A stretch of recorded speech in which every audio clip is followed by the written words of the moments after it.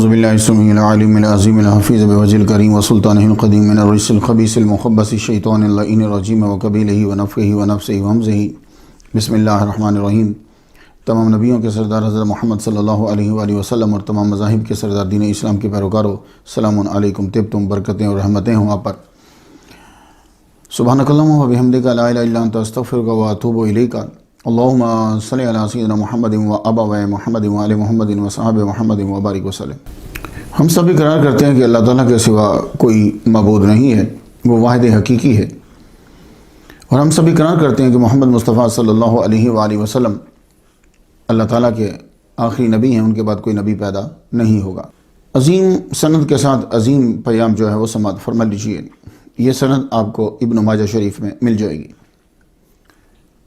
امام رضا بیان کرتے ہیں اپنے والد گرامی امام موسیٰ کاظم سے، وہ بیان کرتے ہیں اپنے والد گرامی امام جعفر صادق سے، وہ بیان کرتے ہیں اپنے والد گرامی امام محمد الباقر سے، وہ بیان کرتے ہیں اپنے والد گرامی امام زین العابدین سے، وہ بیان کرتے ہیں اپنے والد گرامی امام حسین رضی اللہ تعالیٰ عنہ سے، وہ بیان کرتے ہیں اپنے والد گرامی مولا علی شیر خدا رضی اللہ تعالیٰ عنہ۔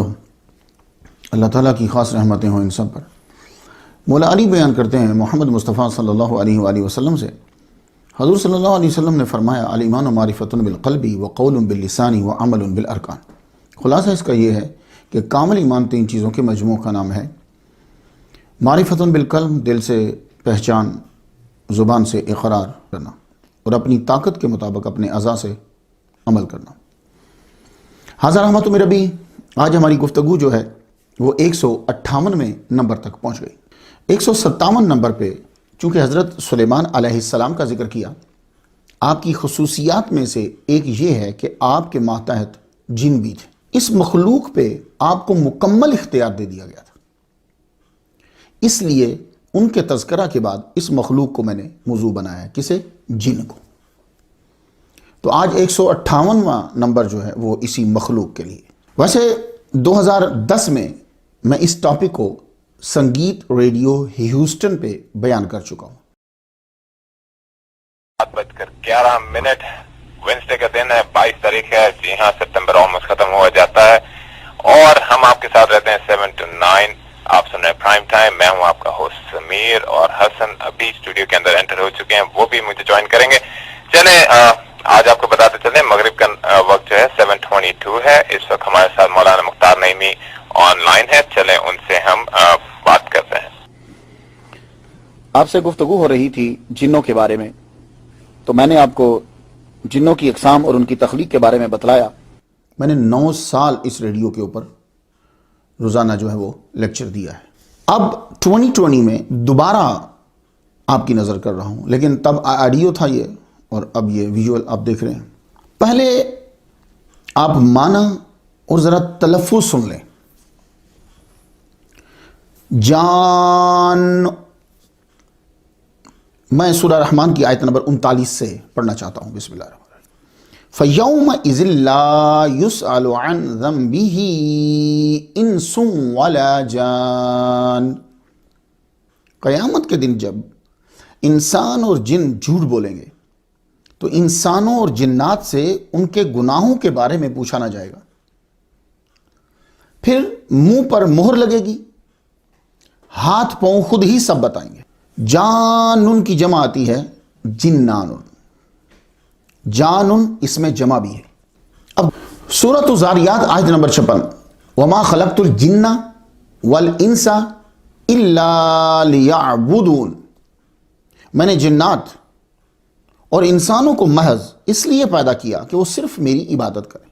جن، ٹھیک ہے؟ دوسرا تلفظ سنا، تیسرا سنیے۔ سورۃ الصافات آیت نمبر 158، وَجَعَلُوا بَيْنَهُ وَبَيْنَ الْجِنَّةِ نَسَبًا وَلَقَدْ عَلِمَتِ الْجِنَّةُ إِنَّهُمْ لَمُحْضَرُونَ۔ اور مشرکین نے اللہ اور جنات کے درمیان سسرالی رشتہ بنا دیا کہ فرشتے بیٹیاں ہیں اور بیویاں جنات میں سے۔ حالانکہ خود اللہ فرماتا ہے کہ جنات کو معلوم ہے کہ اس عقیدے کے افراد عذاب کے سامنے پیش کیے جائیں گے۔ انہم لمحضرون، معلوم ہوا جن جانتے ہیں کہ اللہ واحد حقیقی ہے۔ He is a one, no wife, no son. میں نے یہ 3 آیات اس لیے پڑھی ہیں کہ آپ پر واضح کر سکوں کہ اس مخلوق کے لیے 3 تلفظ، جن، جان، جنتوں، لیکن ہم عام طور پر اور زیادہ تر جن ہی بولتے ہیں۔ لفظ جن قرآن مجید میں 22 مرتبہ آیا ہے۔ قرآن مجید کی ایک سورہ کا نام ہی سورۃ الجن ہے۔ بڑے اعزاز کی بات ہے یہ جنوں کے لیے، کہ جس طرح سورہ انسان ہے اسی طرح سورہ جن ہے، اور مکہ میں ایک مسجد جن ہے، ان کو جنتن بھی کہا گیا ہے، یہ لفظ 10 مرتبہ قرآن مجید میں آیا ہے۔ ان کو جانن بھی کہا گیا ہے، یہ لفظ 7 مرتبہ قرآن مجید میں آیا ہے۔ تو جن کو جن اس لیے کہتے ہیں کہ یہ ہمیں نظر نہیں آتے نارملی۔ یہی وجہ ہے کہ جہاں بہت ہی سبزہ ہو اسے جنت کہتے ہیں، کیونکہ زمین سبزہ کی وجہ سے چھپی ہوتی ہے اور دور سے اگر دیکھیں تو نظر نہیں آتی۔ اب یہ نہیں نا آپ درخت کے نیچے بیٹھے ہوں تو۔ اللہ تعالیٰ نے جنات کو کس سے تخلیق کیا اور کب تخلیق کیا؟ سورہ رحمان کی آیت نمبر 15 ذرا سنیے۔ وَخَلَقَ الْجَانَّ مِن مَّارِجٍ مِّن نَّارٍ، اور جنات کو آگ کے شعلے سے پیدا کیا۔ سورۃ الحجر آیت نمبر 27 ذرا سنیے۔ وَالْجَانَّ خَلَقْنَاهُ مِن قَبْلُ مِن نَّارِ السَّمُومِ، اور اس سے پہلے یعنی انسانوں کی تخلیق سے پہلے جنات کو ہم نے لو والی آگ سے پیدا کیا۔ آیات سن کر برکت حاصل کر لی۔ میں آپ کو خلاصہ بتا دوں، اللہ تعالیٰ نے جن کو آگ کے شعلے کے اس حصے سے پیدا کیا جو گرم تو بہت ہوتا ہے، عام طور پہ نظر نہیں آتا اور دھوئیں سے بھی پاک ہوتا ہے۔ تو یہ میں نے دونوں آیات ملا کر آپ کو خلاصہ سنا دیا۔ پتہ چل گیا کہ جنوں کو کس سے پیدا کیا اور کب جنوں کو تخلیق کیا؟ انسانوں سے پہلے تخلیق کیا، ان سے پہلے فرشتے تھے۔ سورۃ الحجر کی آیت نمبر 27 پڑھی نا میں، تو آپ کو معلوم ہو گیا کہ اللہ تعالیٰ نے جنات کو انسانوں سے پہلا پیدا کیا ہے۔ خلقناہ من قبل، تو چونکہ یہ قبل مضاف نہیں ہے نا، اس لیے قبلو ہے۔ اشارۃ النص سنیں ذرا آپ، سورۃ الزاریات کی آیت نمبر 56 میں ترتیب دیکھیں۔ اللہ فرماتا ہے وما خلقت الجن والانس الا لیعبدون۔ تخلیق کا ذکر اللہ نے فرمایا تو پہلے جن پھر انسان، یہ کمال ہے قرآن مجید کا۔ دیکھیے، انسان سے پہلے جن تھے تو بیان کرتے ہوئے بھی پہلے جن پھر انسان۔ حاکم امام ذہبی اور سیرت ابن اسحاق کے حوالے سے کہا جاتا ہے کہ خلق الجن قبل آدم بألف عام، آدم علیہ السلام کی تخلیق سے 2000 سال پہلے جنوں کو پیدا کر دیا گیا تھا۔ اب یہ جو صحیح ڈیٹس جو ہیں وہ تو کیلنڈر بن جانے کے بعد بھی پتہ نہیں چلتی، تو ان سے پہلے کیلنڈر سے پہلے سال کتنے مہینوں کا یہ لوگ بناتے رہتے تھے، بیچ میں کیسے ہوتا تھا، کیا تو اس لیے کنفرم نہیں ہے۔ لیکن میں صرف یہ بتانا چاہتا ہوں کہ انسان سے پہلے بنے، ہمیں اس سے غرض ہے نا۔ جنات کا باپ اللہ نے آگ کی لپٹ سے بنایا۔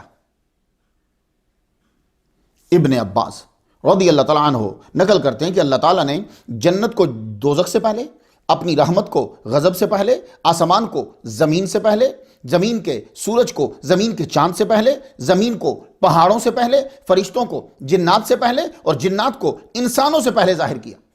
یہ جو روایات میں آپ کو ملتا ہے وہ جی انسانوں سے پہلے جو ہیں وہ ہنن بنن تمن رمن یہ بھی کوئی مخلوق ہوتی تھی، یہ صرف یونانیوں نے بیچ میں ڈال دیا ہوا۔ اب رہا کہ جنات کو کس دن اللہ تعالیٰ نے پیدا کیا۔ ہمارے ابا آدم علیہ السلام کو کب پیدا کیا؟ جمعہ کے دن۔ جامع البیان فی تاویل القرآن، ابن جریر طبری رحمۃ اللہ علیہ جو ہیں انہوں نے بھی بیان کیا، کیا کہتے ہیں کہ اللہ تعالیٰ نے جنات کو جمعرات کے روز پیدا کیا اور آدم علیہ السلام کو جمعہ کے دن، فرشتوں کو بدھ کے روز۔ ان اللہ خلق الملائکۃ یوم الاربعاء وخلق الجن یوم الخمیس وخلق آدم علیہ السلام یوم الجمعۃ، تاریخ الامم والملوک، 5ویں جلد میں ہے۔ یہ واضح ہو رہی ہیں آپ پر باتیں، ابھی آگے ہم چلیں گے، ابھی یہ تو طے کر لیں۔ جن کو آگ سے پیدا کیا، ٹھیک ہے، لیکن صرف آگ نہیں ہے، وہ آگ کی لپٹ۔ جن کو پیدا کیا جمعہ کے جن کو پیدا کیا جمعرات کے روز. اب جنات کے مختلف نام ہوتے ہیں. امام قرطبی فرماتے ہیں کہ جو انسانوں کے ساتھ مل جل کر رہتے ہیں، نیک ہوتے ہیں، تنگ نہیں کرتے، انہیں عامر کہتے ہیں. جو انسانوں کو نظر آتے ہیں ان کو ارواح کا نام دیا گیا. جو سرکش شریر ہوتے ہیں انہیں شیطان کہا جاتا ہے، اور جو بہت ہی خطرناک اور خبیث ہوتے ہیں انہیں عفریت کہا جاتا ہے. اور بھی بڑے نام ملیں گے آپ کو ان کے جی، لیکن وہ اس کے ایک ایک دو کے ہیں، سب کے نہیں ہیں، کوئی بڑا بڑا گروپ نہیں ہے. تو اب سوال یہ ہے کہ کیا جنات بھی کسی مقصد کے لیے پیدا کیے گئے تھے؟ انسانوں اور جنات کی تخلیق کا مقصد ایک ہی ہے. سورۃ الذاریات آیت نمبر 56 سنیں. وما خلقت الجن والانس الا لیعبدون. میں نے جنات اور انسانوں کو محض اس لیے پیدا کیا وہ صرف میری عبادت کریں. انسانوں آپ بھی سن لو اور جن بھی میری تقریر سن رہے ہیں، جن بھی سن لیں، تم دونوں کی تخلیق کا مقصد جو ہے وہ صرف یہ ہے کہ تم عبادت کرو. عبادت مینز صبح سے لے کے پھر صبح تک ہر ایک لمحہ اللہ تعالیٰ کی اطاعت میں، اسے کہتے ہیں عبادت. یہ نہیں ہے کہ نماز پڑھنے کے لیے پیدا کیا، وہ نماز تو ایک چیز ہے بیچ میں.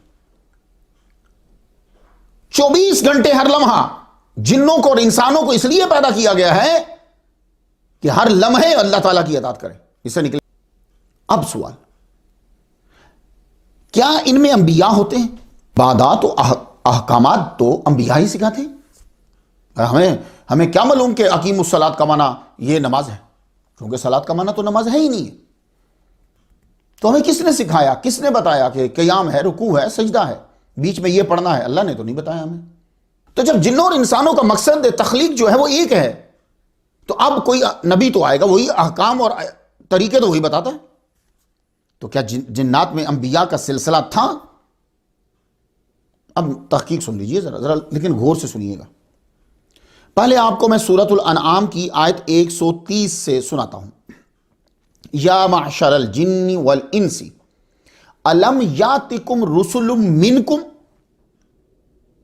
یقصون علیکم آیاتی وینذرونکم لقاء یومکم ھذا قالوا شہدنا علی انفسنا. اے جنات اور انسانوں کی جماعت، کیا تمہارے پاس تم ہی میں سے پیغمبرز نہیں آئے تھے؟ یہ ذرا دیکھیے گا. یا معشر الجن والانس الم یاتکم رسل منکم.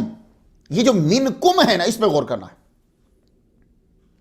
تو اس حصے سے واضح ہوتا ہے کہ جنات میں بھی انبیاء کا سلسلہ تھا. یہ جو منکم بتا رہا ہے، واضح تو یہ ہے، واضح تو یہ ہے. اب آپ کچھ اور چیز نکال لیں تو وہ الگ بات ہے. واضح یہ ہے کہ منکم جنوں میں سے انبیاء کا سلسلہ تھا. اسی لیے میں نے ایک کتاب میں پڑھا کہ پہلا رہبر جو جنات کی طرف آیا وہ عامر بن عمیر ہے، جنوں نے شہید کر دیا. پھر سائق بن فائق بن الجان ہے، یہ بھی شہید کر دیے گئے.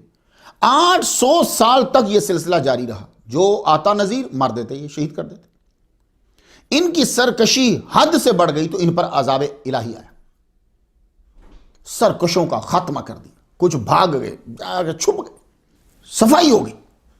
نیک جن جو ہیں وہ حاوی ہوئے، لیکن وقت گزرنے کے ساتھ ساتھ پھر سرکش جو ہے وہ حاوی ہو گئے. اللہ تعالیٰ نے پھر فرشتوں کو بھیجا، ان کا قتل عام کیا. اسی جنگ میں یہ جو شیطان آج ابلیس مشہور ہے، اس کا باپ مارا گیا تھا. تو آیت میں جو لفظ منکم بتاتا ہے کہ جنوں کے انبیاء بھی جن ہی ہوتے تھے. یہ میں وہ بات کر رہا ہوں جب آپ ظاہر دیکھیں گے. پھر آدم علیہ السلام کو اللہ تعالیٰ نے بنایا، سب کو ان کے سامنے جھکا دیا. اب اس کے بعد اختلاف ہے. کچھ مفسرین کا کہنا ہے کہ اب انسانوں کا نبی ہی جنوں کا نبی ہوتا تھا. کچھ کا کہنا ہے نہیں، تب بھی ان کی طرف راہبر آتا تھا، مگر وہ تابع ہوتا تھا اب انسانوں کے، جو انسانوں کا نبی ہوتا تھا. تو انسانوں کے نبی کے تابع ہوتا تھا وہ. یہی وجہ ہے کہ جن کئی انبیاء کے پاس جاتے انہیں ملتے تھے. جیسے نوح علیہ السلام کے ساتھ ملاقات ہے، موسیٰ علیہ السلام کے ساتھ ملاقات ہے، سلیمان علیہ السلام کے ساتھ ملاقات ہے. تو وہ کہتے ہیں کہ آدم علیہ السلام کی تخلیق سے پہلے تک تو منکم ہے، یعنی جنوں میں سے ہی آ رہا ہے. لیکن جب آدم علیہ السلام آ گئے تو اب انسان اشرف المخلوقات ہے. اب یہی نبی جنوں کا ہوتا تھا.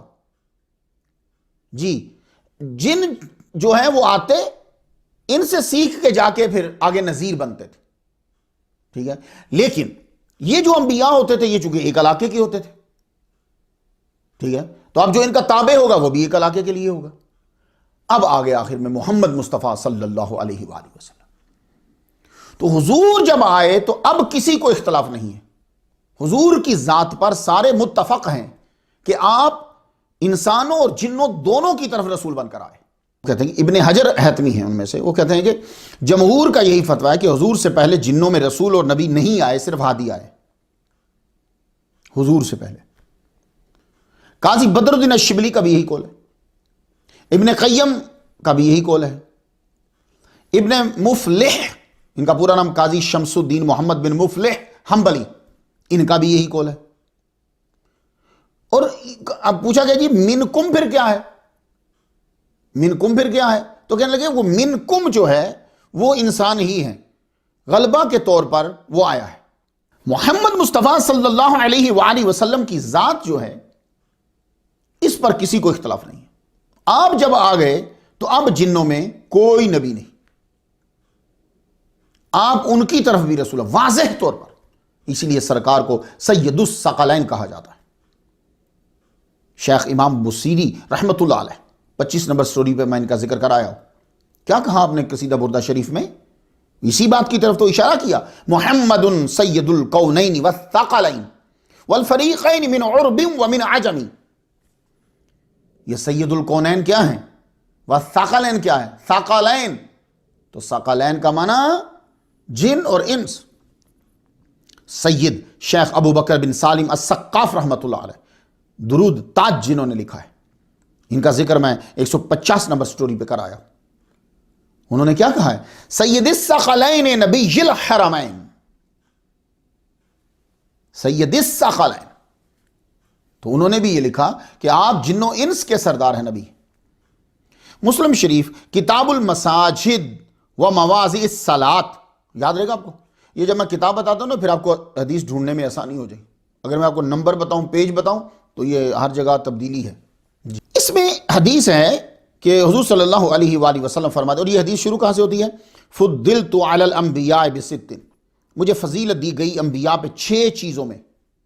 تو یہ جو 6 کہا یہ حصر نہیں ہے، حصر نہیں ہے. یہ علماء سمجھیں گے حصر، یہ حصر نہیں ہے. مختلف اوقات میں مختلف خصائص کا تحدیث نعمت کے لیے آپ کا بیان ملتا ہے. جی 6 ہی نہیں ہے، اس کو اثر کہتے ہیں. 6 ہی نہیں، 6. اس 6 والی حدیث میں 5ویں نعمت یہ بیان ہوئی ہے، ارسلت الی الخلق کافہ، کہ میں رسول بنا کر بھیجا گیا ہوں تمام مخلوق کی طرف. اب کافہ سب کو لے آئے گا اندر. جس پہ لفظ مخلوق آتا ہے حضور اس کی طرف رسول آئے. تو مجھے دوسروں پہ گفتگو ابھی نہیں کرنا، لیکن جنوں انس پہ تو مخلوق کا لفظ آتا ہے. تو جن کے بھی، جنوں کے بھی اور انسانوں کے بھی. مسلم شریف میں یہ الفاظ بھی ہیں، بعثت الی الاحمر والاسود، کہ میں بھیجا گیا ہوں احمر کی طرف اور اسود کی طرف. تو آگے محدثین نے تشریح کرتے ہوئے کہا کہ احمر سے مراد انسان ہے، اسود سے مراد جن ہے. تو مسلم شریف کی اس حدیث سے یہ پتہ چلا کہ حضور صلی اللہ علیہ وآلہ وسلم احمر اور اسود، انسان اور جن دونوں کی طرف رسول آئے. ایک حدیث سناتا ہوں میں آپ کو، یہ صرف مسند البزار کے اندر ہے، یعنی یہ الفاظ جو ہیں. وہ حدیث کیا ہے؟ ویسے اس حدیث کو ابن ابی حاتم نے بھی اپنی تفسیر میں بیان کیا ہے. وہ حدیث یہ ہے کہ بعثت الی الجن والانس، یہ صرف البزار میں ملے گی آپ کو. تو میں مبعوث کیا گیا ہوں، رسول بھیجا گیا ہوں میں کن کی طرف؟ جنوں کی طرف اور انسانوں کی طرف. تو اب واضح ہو گیا. تو خلاصہ کلام یہ ہے کہ جمہور علماء کا فتویٰ یہ ہے کہ جنوں میں نذیر ہوتے تھے، انبیاء اور رسول نہیں ہوتے تھے. پھر جب انبیاء کا سلسلہ حضرت آدم علیہ السلام سے شروع ہوا تو وہ جس علاقے کا نبی ہوتا تھا وہاں کے جن و انس تابع ہوتے تھے. جب حضور صلی اللہ علیہ وآلہ وسلم تشریف لائے تو آپ تمام ملائکہ جنات اور انسانوں کے رسول ٹھہرے. ٹھیک ہے سر, یہ میں آپ کو جو مشہور ہے جو چل رہا ہے. لیکن پھر بھی میں جب منکم پڑھتا ہوں تو میں اس پہ غور کرتا ہوں بھی کہ منکم میں کوئی بات ہے, جب تک آدم علیہ السلام نہیں آئے. اب یہ ہے کہ جن صحابی ہوتے ہیں, صحابی کسے کہتے ہیں؟ جس نے حضور صلی اللہ علیہ وآلہ وسلم سے ایمان کی حالت میں ملاقات کی اور اسی پہ مر گیا, اسے کہتے ہیں صحابی. یہ ہر لفظ کی قید کو یاد رکھنا ہے. ایمان کی حالت میں ملاقات کی ہے. اگر ایمان کی حالت کے علاوہ ملاقات کی ہے پھر بھی مسلمان صحابی نہیں ہے. ایمان کی حالت میں ملاقات کی ہے, مرا ایمان پہ نہیں ہے, تو بھی صحابی نہیں ہے. تو اب کیا جن صحابی ہوتے ہیں؟ جی وہ صحابی ہیں. چونکہ جن مکلف ہیں, انہوں نے حضور صلی اللہ علیہ وسلم کی سے ملاقات کی ہے, ایمان لائے ہیں, ان کے پیچھے نماز پڑھی. اب میں آپ کو سورۃ الجن کی روشنی میں سنانا چاہتا ہوں. حضور صلی اللہ علیہ وآلہ وسلم طائف سے واپسی پر مقام نخلا پہ رکے. فجر کی نماز کے وقت بلند آواز سے تلاوت فرما رہے تھے. اس لیے آپ اکیلے نماز پڑھ رہے ہوں تو ذرا اونچا پڑھا کریں, اور اذان اور اقامہ کہہ کے پڑھا کریں, فرشتے وہ تحت نگاہ ہو جاتے. ٹھیک ہے, تو ساتھ دوسرے بھی شامل ہو جائیں گے. تو حضور بلند آواز سے قرآن مجید پڑھ رہے تھے. قل اوحی الی انہ استمع نفر من الجن. نفر کسے کہتے ہیں؟ 3 سے 10 تک. یمن کے 7 جنوں نے حضور صلی اللہ علیہ وآلہ وسلم کے منہ مبارک سے قرآن سنا جب آپ فجر کی نماز میں بلند آواز سے پڑھیں. یہ 7 جن جو ہیں ان کے نام مجھے مل گئے. کہنے لگے حسا, مسا, شاسرہ, ناصرہ, ابن العرب, عرب الف کے ساتھ, ابن العرب, امین اور اخدم. یہ رک گئے, قرآن سنتے ہی رک گئے. غور سے قرآن سنا انہوں نے. انہ استمع, غور سے سنا. حضور سے ملے نہیں, ایمان لائے, بھاگے, چل پڑے.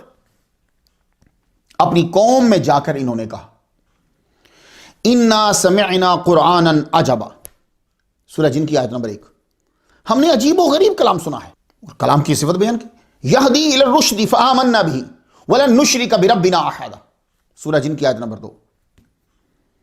جو راہ راست کی طرف رہنمائی کرتا ہے وہ کلام سنا, ہم اس پر ایمان لائے, اب ہم ہرگز کسی کو بھی اپنے رب کا شریک نہ بنائیں گے. توحید پر ایمان لے آئے جی.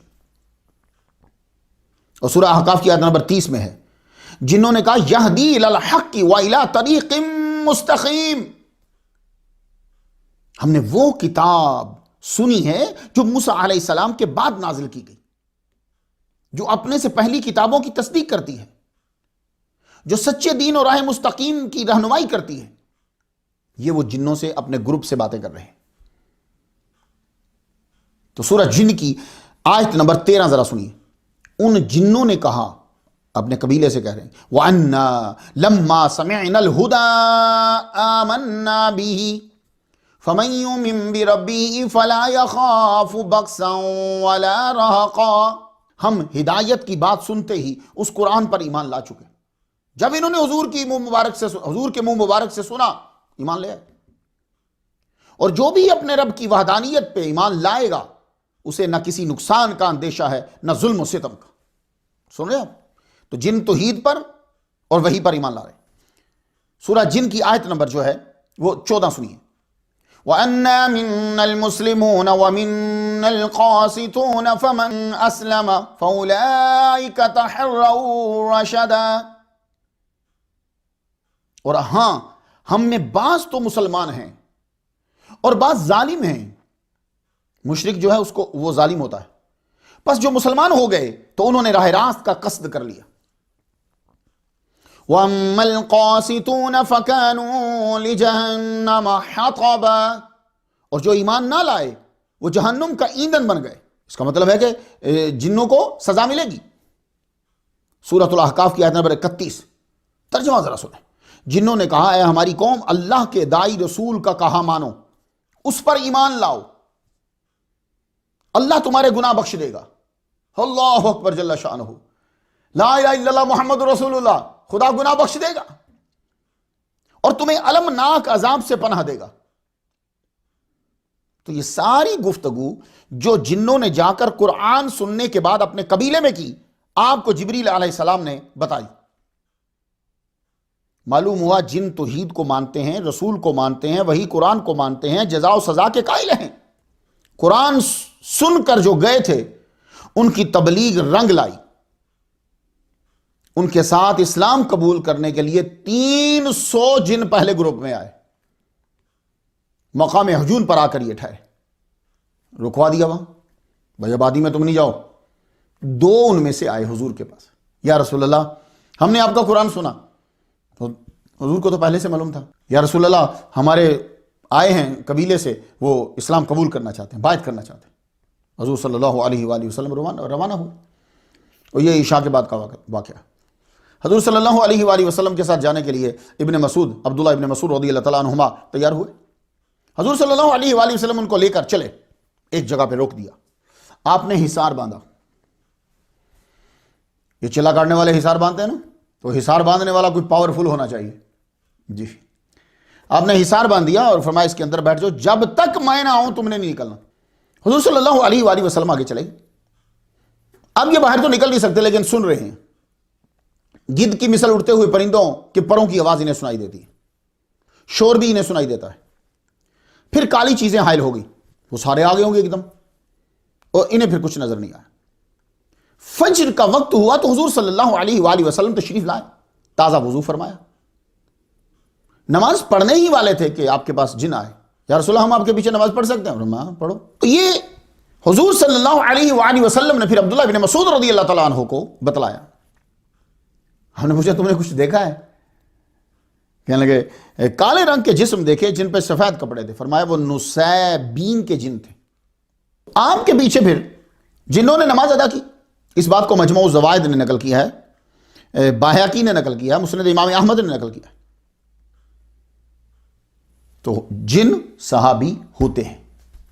اب سلسلہ جنوں کا جاری ہو گیا، اب آتے جاتے رہتے، اپنی لڑائی میں فیصلے کروانے آتے، حضور سے مسئلے پوچھنے آتے، حضور سے قرآن سیکھنے کے لیے آتے۔ اب لوگ یہ پوچھتے ہیں کہ جنوں کی خوراک کیا ہے؟ لو حدیث ہے ہمارے پاس، سنن ابی داؤد شریف کتاب الطہارت، عبداللہ بن مسعود رضی اللہ تعالیٰ عنہما سے روایت ہے۔ اب حدیث برکت کے لیے سنتے جائیے۔ قادم وفد الجن علی رسول اللہ صلی اللہ علیہ وسلم فقالوا یا محمد انہا امتک ان یستنجو بعظم او روثت او حمامت فإن اللہ تعالی جعل لنا فیہا رزق قال فنہا رسول اللہ صلی اللہ علیہ وسلم عن ذلك۔ جنوں نے گزارش کی آپ اپنی امت کو منع فرما دیں کہ ہڈی، لید، مینگنی جو ہوتی اور کوئلہ سے استنجا نہ کریں، کیونکہ ان میں اللہ تعالیٰ نے ہمارے لیے روزی بنائی ہے۔ تو حضور صلی اللہ علیہ وآلہ وسلم نے منع فرما دیا۔ اس سے ہمیں کچھ اندازہ ہوا کہ جن کیا کھاتے ہیں۔ یہ یاد رہے کہ مسلمان جنوں کی خوراک اور کفار جنوں کی خوراک میں فرق ہے۔ مسلمان جن اسی جانور کی ہڈی استعمال کرتے ہیں جو حلال ہو اور جس کو بسم اللہ اللہ اکبر پڑھ کر ذبح کیا گیا، وہ جو ہی اس ہڈی کو پکڑتے ہیں اس پہ گوشت آ جاتا ہے۔ اللہ تعالیٰ نے سسٹم بنایا وہ۔ اب وہ مینگنی جو ہے، کچھ لوگ یہ سمجھتے ہیں کہ شاید وہ گوبر اور مینگنی جن کھاتے ہیں، نہیں۔ مسلم شریف ذرا سنیے کتاب الصلاۃ سے، اور اونٹ کی مینگنی ان کے جانوروں کی خوراک ہے۔ تو اس سلسلے میں ایک اور حدیث سنتے جائیں کہ جن کی خوراک اور کیا ہے۔ صرف یہی نہیں ہے، آپ کا کھانا بھی یہ کھاتے ہیں۔ آپ جب دسترخوان لگاتے ہیں بسم اللہ الرحمن الرحیم نہیں پڑھتے، بسم اللہ علی برکت اللہ نہیں پڑھتے، تو وہ شیطان جنی ہوتے ہیں، وہ آپ کا کھانا کھانے لگ جاتے ہیں۔ اب ذرا مسلم شریف کتاب الاشربہ سے حدیث سنی۔ جابر بن عبداللہ کہتے ہیں کہ انہوں نے حضور صلی اللہ علیہ وآلہ وسلم کو فرماتے سنا، جب آدمی اپنے گھر میں داخل ہوتا ہے، گھر میں جاتا ہے، گھر میں داخل ہوتے وقت اور کھانا کھاتے وقت اللہ جل جلالہ کا نام لیتا ہے تو قال الشیطان لا مبیت لکم ولا عشاء، تو شیطان اپنے رفقا سے یہ کہتا ہے اب نہ تمہارے رہنے کا ٹھکانہ ہے اور نہ کھانا ہے۔ سن لیجئے۔ اور جب آپ اپنے گھر میں داخل ہوتے ہیں، وہ تالا کھولتے ہیں نا انٹر ہونے کے لیے، تو آپ گھر میں داخل ہوتے ہیں یا کھانا شروع کرتے ہیں اور اللہ کا نام نہیں لیتے تو پھر وہ شیطان کہہ دیتا ہے ادرکتم المبیتا والعشاء، آجو بھائی آجو، اس گھر میں رکو اور کھانا بھی کھاؤ۔ تو آپ کا کھانا جس پہ بسم اللہ نہیں پڑا گیا، اب وہ کھانا شیطان کھانے لگ جائے گا۔ تو اس لیے اپنے کھانوں کو شیطان سے بچاؤ۔ اور شیطان جب کھاتا ہے تو بائیں ہاتھ سے کھاتا ہے۔ لا تاکلوا بالشمال فإن الشیطان یاکل بالشمال، بائیں ہاتھ سے مت کھاؤ، شیطان بائیں ہاتھ سے کھاتا ہے۔ تو جب بھی آپ کا بچہ کھا رہا ہو تو اس کو فوراً روکیے۔ مسلمانوں حضور کی سنن اپنانے پہ فخر کرو۔ کافروں اور مشرکوں کی عادات اپنانے سے فخر نہیں ہوتا، وہ ضلالت کی ابتدا ہوتی ہے، وہ اسی کو غلامی بھی کہتے ہیں۔ آپ غلامی کا مفہوم ہی بدل دیا آپ لوگوں نے اور سمجھ بھی نہیں پا رہے۔ چاول جو ہے یہ بڑے شوق سے جن کھاتے ہیں، اب سنتے جائیے کہ جن کھاتے کیا ہیں، چاول بڑے شوق سے کھاتے ہیں۔ امام اعمش رحمۃ اللہ علیہ بہت بڑے امام گزرے، فرماتے ہیں کہ میں نے جنوں کی شادی میں شرکت کی، کیونکہ لڑکا انسانوں کی طرف سے تھا اور لڑکی جنوں سے۔ کھانے کے متعلق پوچھا گیا کہ کھانا آپ لوگوں کے لیے کیا بنایا جائے، تو انہوں نے کہا ہم چاول بڑے شوق سے کھاتے ہیں۔ تو امام اعمش رحمۃ اللہ علیہ فرماتے ہیں بڑے بڑے ٹب چاول سے بھرے جنات کے سامنے لا کے رکھ دیے جاتے، ہاتھ نظر نہ آتے تھے لیکن ٹب ختم ہو جاتا تھا۔ تو بھائی میں جو اتنی بات کر رہا ہوں خلاصہ کیا ہے؟ خلاصہ یہ ہے کہ جن کھاتے بھی ہیں، جن پیتے بھی ہیں، ان کے کھانے پینے کی چیزیں ذرا ڈیفرنٹ ہیں، مسلمان جنوں کی ڈیفرنٹ ہیں، کفار کی الگ ہیں، اور جن جو ہیں یہ بائیں ہاتھ سے کھاتا ہے کافر۔ تو ایک قسم جنوں کی وہ ہے کہ جو بالکل کھاتے نہیں ہیں، نہ وہ پیتے ہیں نہ وہ کھاتے ہیں۔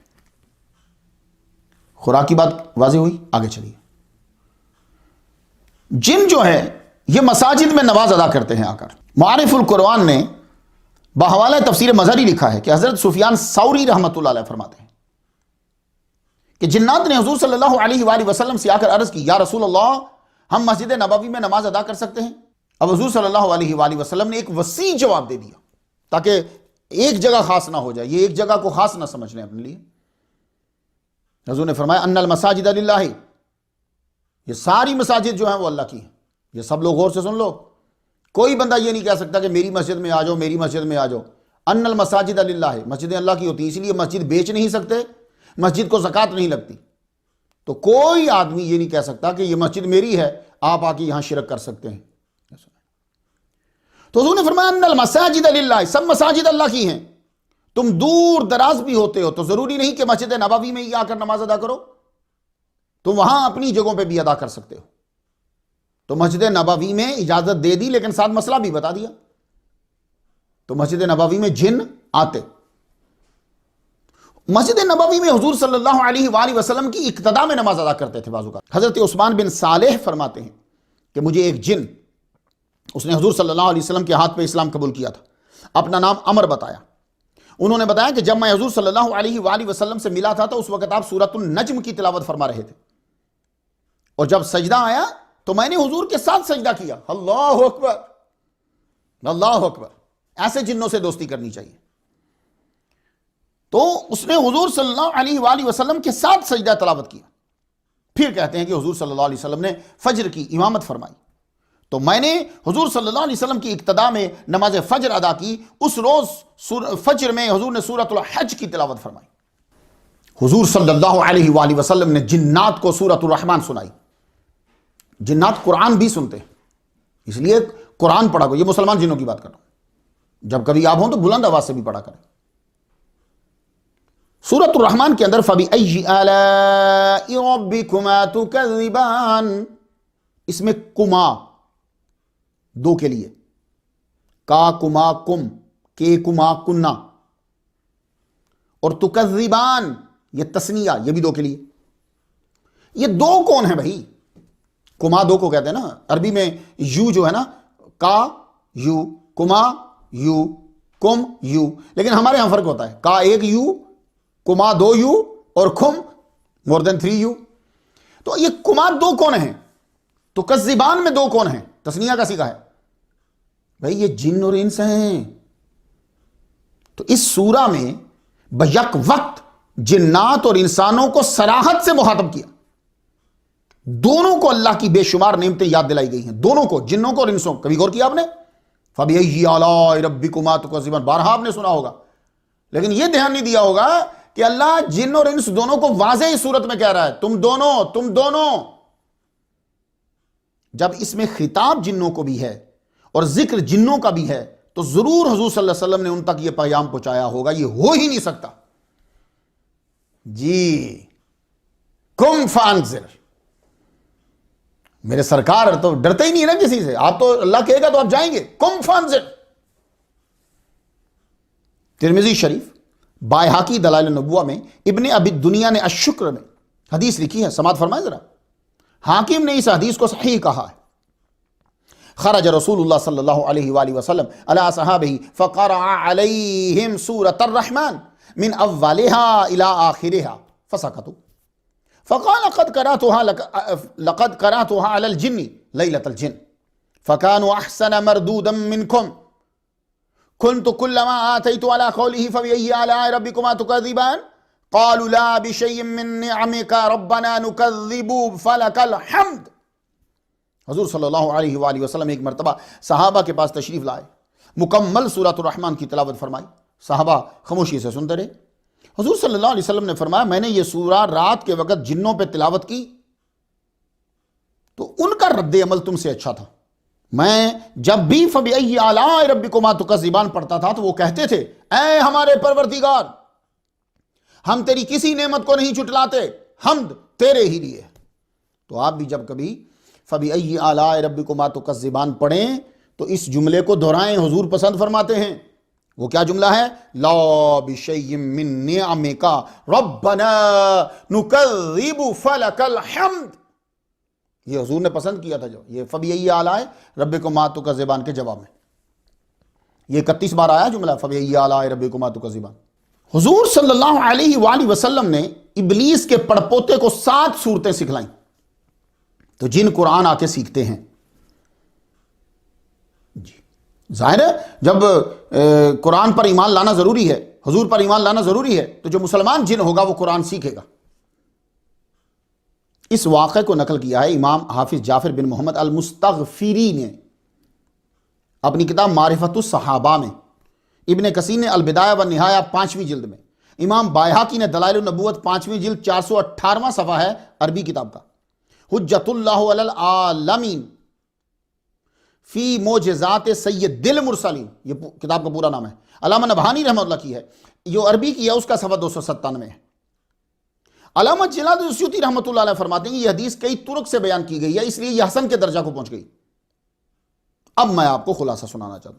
بھئی ہوتا یہ نا کہ اب عربی جنہوں نے لکھی ہے ایک ہی الفاظ تو نہیں ہوتے نا، تو میں خلاصہ سنا دیتا ہوں۔ حضرت عمر رضی اللہ تعالیٰ عنہ فرماتے ہیں کہ تہامہ کے پہاڑوں میں سے ایک پہاڑ پہ حضور صلی اللہ علیہ وسلم کے ساتھ بیٹھے ہوئے تھے، ایک بوڑھا ہاتھ میں عصا لیے حضور کے سامنے آیا اور سلام کیا۔ حضور صلی اللہ علیہ وآلہ وسلم نے سلام کا جواب دیا۔ آپ نے پوچھا تم کون ہو؟ تو اس نے کہا کہ میں حامۃ بن الحیم بن لاکیس بن ابلیس، یعنی میں حامہ ہوں، میں نے نوح علیہ السلام کی بارگاہ میں توبہ کی تھی، انہوں نے مجھے وضو کروا کے 2 رکعت پڑھائی تھی اور کہا آپ سجدے میں سر رکھ کر توبہ کرتے رہو۔ میں توبہ کرتا رہا، اللہ سے معافی مانگتا رہا، ایک دم ان کی آواز آئی سر اٹھا لو، تمہاری توبہ قبول ہوئی۔ جب ان کے منہ مبارک سے میں نے یہ سنا تو میں نے پھر سر جھکا دیا شکرانے کے لیے۔ میں 1 سال تک سجدے میں پڑا رہا، اللہ اکبر۔ میں نے ہود علیہ السلام کے ساتھ بھی عبادت کی، یعقوب علیہ السلام سے ملاقات کا شرف حاصل ہے مجھے، موسیٰ علیہ السلام سے بھی میں ملا تھا، ان سے تورات سیکھی تھی میں نے کچھ، پھر میں عیسیٰ علیہ السلام سے بھی ملا ہوں۔ انہوں نے مجھے کہا تھا کہ اگر تمہاری آخری نبی محمد مصطفیٰ صلی اللہ علیہ وآلہ وسلم سے ملاقات ہو تو میرا سلام کہنا۔ حضور کی آنکھوں میں آنسو آ گئے۔ وقال وعلى عيسى السلام ما دامت الدنيا وعليك يا حاما بأدائك الأمانة۔ پھر حاما نے عرض کی موسیٰ علیہ السلام نے تورات سکھائی تھی، آپ مجھے قرآن سکھائیے۔ فعلمه رسول اللہ صلی اللہ علیہ وسلم اذا وقعت الواقعہ والمرسلات وعما يتساءلون واذا الشمس كورت وقل هو الله احد والمعوذتين. یہ سورہ حضور صلی اللہ علیہ وآلہ وسلم نے ابلیس کے پڑپوتے کو سکھائی. تو یہاں تک آپ پر واضح ہو گیا کہ جن صحابی ہیں انہوں نے حضور صلی اللہ علیہ وسلم سے دین سیکھا، پیچھے نمازیں پڑھیں، اپنے فیصلے کروائے. جنات رہتے کہاں ہیں؟ اب یہ جاننا آپ کے لیے بڑا ضروری ہے. بھائی وہ صحابی ہیں، وہ کیا کھاتے ہیں، کوئی اتنی ضروری نہیں ہے. جنات رہتے کہاں ہیں یہ جاننا بڑا ضروری ہے. شروع میں تو یہ آسمانوں پہ بھی رہتے تھے، زمین میں جہاں چاہتے رہتے، آسمانوں پہ جہاں چاہتے چلے جاتے، جنت میں بھی چلے جاتے. ابلیس جس کا نام عزازیل ہے، آپ کو معلوم ہے یہ جن ہے نا، وَكَانَ مِنَ الْجِنِّ فَفَسَقَ، یہ بھی جن ہے. یہ جنت تک جا سکتا تھا. پھر اس نے فرشتوں کے ساتھ مل کر زمین کے سرکش جنوں کو قتل بھی کیا. اس کا مطلب ہے جن جہاد بھی کرتے. تو سرکش جن غاروں اور پہاڑوں میں رہنے لگے، مگر آسمانوں تک جنوں کا آنا جانا تھا.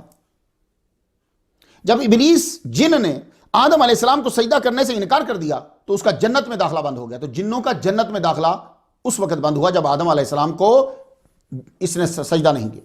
پھر جب اس نے جھوٹی قسم اٹھا کر آدم علیہ السلام کے سامنے اپنی بات کو مضبوط کیا اور ان کا دھیان چلا گیا کہ کوئی اللہ کی جھوٹی قسم اٹھا سکتا ہے، اس کے بعد آدم علیہ السلام جب زمین پر آئے تو اس کو بھی وہاں سے نکال دیا گیا.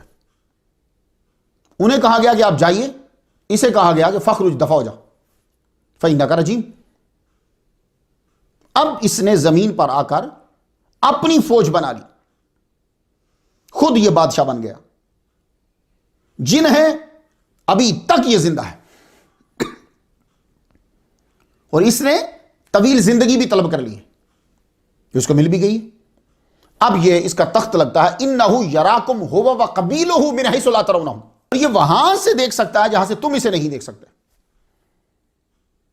وہ تمہیں دیکھ سکتا ہے، تم اس کو نہیں دیکھ سکتے. جن تم سے افضل نہیں ہیں، اور پھر وہ بھی کافر جن، اور پھر کافروں میں بھی مردود جن، اور پھر وہ ایسا مردود کہ جو ہر نبی کا دشمن. اس جن کی یہ طاقت ہے کہ وہ وہاں سے دیکھ سکتا ہے جہاں سے تم نہیں دیکھ سکتے. تھوڑا سا غور کرنا کسی کونے میں بیٹھ کر. وہ مردود تو وہاں سے دیکھ سکتا ہے، وہ دیکھ سکتا ہے، تم نہیں دیکھ سکتے. تو جو سارے نبیوں کا سردار ہے، کیا وہ ہمیں مدینے میں بیٹھ کے دیکھ نہیں سکتے؟ کچھ سوچنا تھوڑا سا. حضور صلی اللہ علیہ وآلہ وسلم کے اعلان نبوت کرنے سے پہلے تک اب یہ بادلوں میں بیٹھ جاتے تھے، آسمانوں پہ جا سکتے تھے. جب آپ نے اعلان نبوت کر دیا اب ان کا وہاں جانا بھی بند ہو گیا. دیکھ رہے ہیں، میں آپ کو بتا رہا ہوں کہ جنات رہتے کہاں، پہلے کہاں تھے، اب آسمانوں پہ جانا بند. وہاں جا کے بیٹھتے تھے نا، ختم کر دیا. اب اوپر جب جائیں تو کیا ہوتا ہے ذرا دیکھیے. معمول کے مطابق جب یہ اوپر گئے، جب حضور نے اعلان نبوت کر دیا تو میں پڑھنا چاہتا ہوں وَأَنَّا لَمَسْنَا السَّمَاءَ فَوَجَدْنَاهَا مُلِيَتْ حَرَسًا شَدِيدًا وَشُهُبًا، سورۃ الجن کی آیت نمبر 8. اور ہم نے آسمان کو ٹٹول کر دیکھا تو اسے سخت چوکیداروں اور سخت شعلوں سے پر پایا. وَأَنَّا كُنَّا نَقُودُ مِنْهَا مَقَاعِدَ لِلسَّمْعِ، اس سے پہلے ہم باتیں سننے کے لیے آسمان میں جگہ جگہ بیٹھ جایا کرتے تھے. کچھ سمجھ آ رہی ہے آپ کو؟ تو حضور کے اعلان نبوت سے پہلے یہ آسمانوں تک جا سکتے تھے، پھر بند. اب یہ زمین پہ رہتے، زمین پہ رہتے تھے تو پھر زمین پہ بھی علاقے حضور صلی اللہ علیہ وسلم نے تقسیم کر دیے ان کے لیے. امام طبرانی سے سند چلتی ہے، چلتے چلتے حضرت بلال بن حارث تک پہنچی. وہ بیان کرتے ہیں کہ ایک سفر میں حضور صلی اللہ علیہ وآلہ وسلم کی معیت کا شرف حاصل ہوا. راہ میں حضور صلی اللہ علیہ وسلم رفع حاجت کے لیے گئے. میری ڈیوٹی اس وقت پانی پیش کرنے کی تھی. میں دور کھڑا تھا اور میں نے جھگڑے کا شور میں نے سنا. لگتا ہے آپ ویسے ہی واپس آ گئے. وضو کے لیے پانی طلب کیا تو حضرت بلال بن حارث کہنے لگے یا رسول اللہ میں نے شور سنا ہے جھگڑے کا. اب حضور کا جواب سنیے. فرمانے لگے اختصم عندی الجن المسلمون والجن المشرکون، مسلمان اور مشرک جن اپنا جھگڑا لائے تھے میرے پاس کہ آپ ہمارے علاقے مخصوص کیجئے، الگ کیجئے. ہم مشرکوں کے ساتھ مسلمان جن کہنے لگے ہم مشرکوں کے ساتھ نہیں رہ سکتے، تو حضور صلی اللہ علیہ وآلہ وسلم نے پھر علاقے تقسیم کر دیے کہ مسلمان جن بستیوں اور پہاڑوں میں رہیں گے اور مشرک جن سمندری جزیروں اور گہری کھائیوں میں رہیں گے. میرے نبی کا آرڈر. یا دیکھ لیجئے، میں آپ کو سٹیپ بائی سٹیپ بتاتا آ رہا ہوں کہ جنات کہاں کہاں رہتے تھے اور کیا کہاں سے ان کو نکالا گیا. تو برے جن دوسرے ٹھکانے بھی بنا لیتے. حضور نے تو تقسیم کر دی، تو کیا وہ حضور کی بات مان رہے ہیں؟ نہیں، تبھی تو کافر ہیں. اب کیا ہے کہ اور بھی جگہ ہیں کہ جہاں جن جا کے ٹھکانہ بنا لیتے. ان میں سے گندگی کے ڈھیر، بیت الخلا، ریسٹ روم جو ہے، ٹوائلٹ، یہاں بھی جن رہتے ہیں. اب حدیث ذرا سن لیجیے، حضور کیا فرماتے ہیں؟ ان هذه الخشوش محتضرة فاذا دخل احدكم الخلاء فليقل اللهم انی اعوذ بک من الخبث والخبائث. رفع حاجت کی جگہ کی طرف اشارہ کرتے ہوئے فرمایا یہ جہاں رفع حاجت کی جاتی ہے جن و شیاطین موجود ہوتے ہیں. جو بھی رفع حاجت کی غرض سے آئے چاہیے کہ کہے اے اللہ میں خبث یعنی مذکر جن، خبائث مؤنث شیاطین سے میں تیری پناہ مانگتا ہوں. مصنف ابن ابی شیبہ نے کتاب الطہارت میں یہ لکھا، مسند امام احمد میں ہے، جامع المسانید والسنن چوتھی جلد اور عربی کی جو ہے اس کا 596 صفحہ ہے، ابن ماجہ شریف کتاب الطہارہ کے اندر. یاد رکھیں کہ جہاں گندگی ہوگی وہاں جن ہوگا. وہ پلیتی جو ہے وہ شرک کی ہو یا پلیتی ظاہری غلاظت ہو، وہاں مشرک جن ہوتے ہیں، گندے جن وہاں رہتے ہیں. اس لیے جتنے بھی سن رہے ہیں آپ لوگ اپنے بچوں کو سکھا دیجیے کہ بیٹے داخل ہونے سے پہلے اللہم انی اعوذ بک من الخبث والخبائث پڑھ لو. اب کیا ہوگا اگر وہ وہاں ہوں گے تو ان کے اور آپ کے درمیان کرٹن آ جائے گا تو وہ جن آپ کو دیکھ نہیں سکے گا. اتنی پاور ہے اس جملے کی. آپ اس کو جو ہے نا وہ پرنٹ کر کے باہر لگا سکتے ہیں تاکہ ایک دم بچوں کو یاد آ جائے. باہر ہو، اندر نہیں، باہر کہ رستے میں جاتے ہو ایک دم نظر پڑ جائے. اپنے سب اہل خانہ کو یاد کروا دو. زمین میں جو سوراخ ہوتے ہیں نا ان سوراخوں میں بھی جن رہتے ہیں. اب اس میں قسم اچھے بھی ہو سکتے ہیں برے بھی. نسائی شریف کتاب الطہارہ ہے، المستدرک علی صحیحین کتاب الطہارہ، مسند امام احمد ہے، ابو داؤد شریف کتاب الطہارہ. یہ میں کتاب بتا دیتا ہوں، کتاب ان چیپٹر، تاکہ آپ کو ڈھونڈنے میں آسانی ہو جائے. حضرت قتادہ سے پوچھا گیا کہ بل میں یورین کرنے سے کیوں منع کیا گیا؟ حضور نے فرمایا کہ یورین نہیں کرنا بل کے اندر، سوراخوں میں، ہولز میں. تو انہوں نے فرمایا انہا مساکن الجن، وہ جنوں کے گھر ہیں. تو ہو سکتا ہے کہ اچھے جن وہاں رہتے ہو. بھئی ایک قسم کے جن تو نہیں ہے نا. اب ایک اور جگہ جہاں جن رہتے ہیں، یہ سب سنتے جائیے غور سے. چکناہٹ والا کپڑا، وہاں بھی جن ہوتے ہیں. اب پہلے حدیث سے سنو.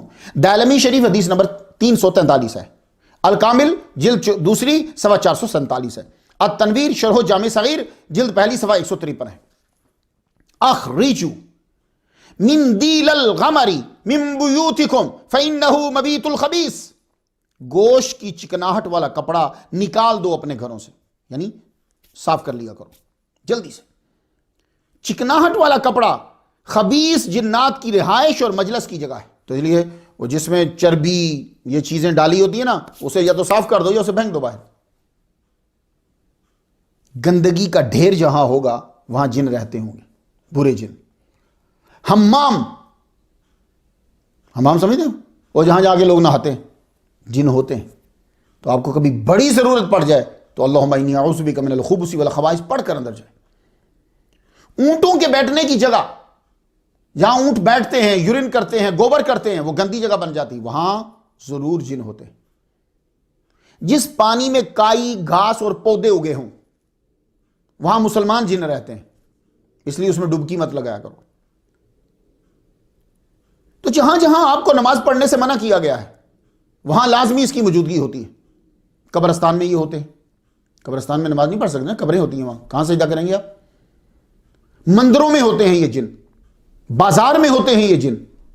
ویسے تو یہ خبیث جن پاک جگہوں میں بھی چلے جاتے ہیں، لیکن وہ مستقل ٹھکانہ ان کا نہیں ہوتا. میں آپ کو مستقل ٹھکانے بتا رہا ہوں ان کے. تو یہ چند مستقل ٹھکانے میں نے بتائے ہیں. ویسے یہ جن آپ کے ساتھ بھی رہتا ہے ہر وقت، اور یہ مسلمان نہیں ہوتا.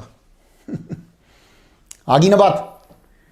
ہم ٹھکانے دور ڈھونڈ رہے تھے، پتہ یہ چلا کہ جن ہمارے ساتھ رہتا ہے ہماری پیدائش سے لے کر مرتے دم تک.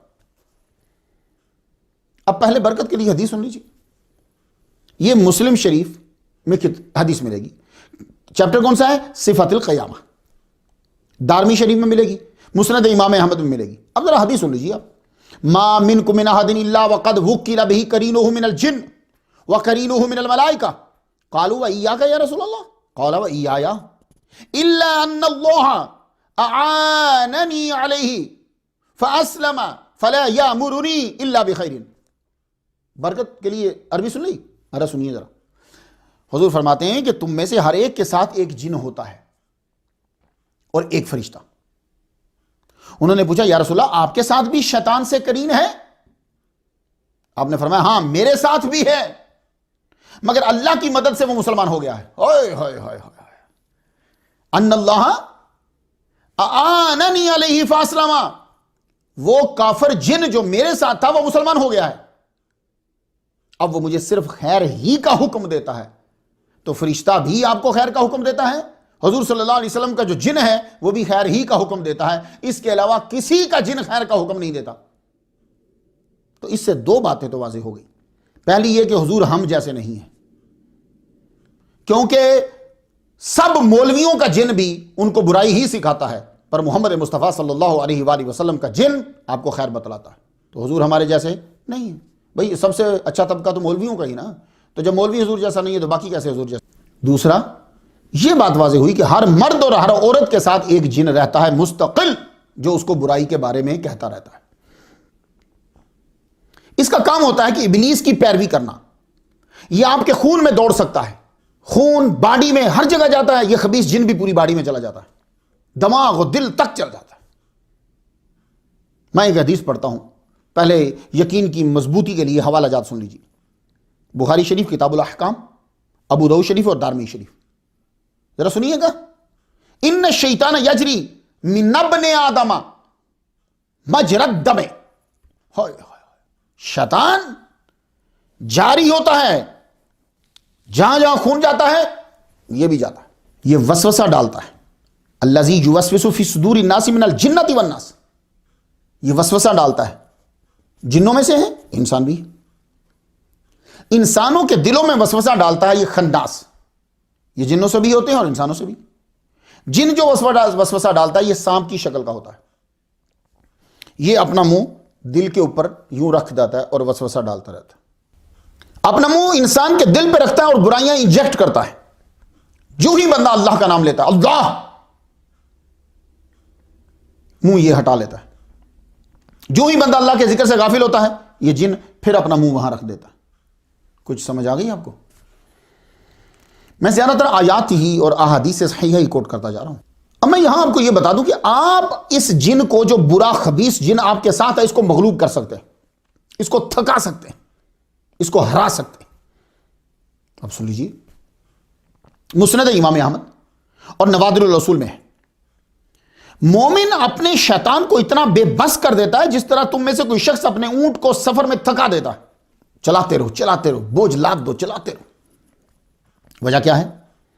وجہ یہ ہے کہ مومن جب بھی کوئی کام شروع کرتا ہے، بسم اللہ، اللہ اکبر، بسم اللہ الرحمن الرحیم، بسم اللہ الرحمن الرحیم، یا کوئی دعا، آخر میں پھر اللہ کا ذکر، الحمدللہ، شکر ہے مالک تیرا.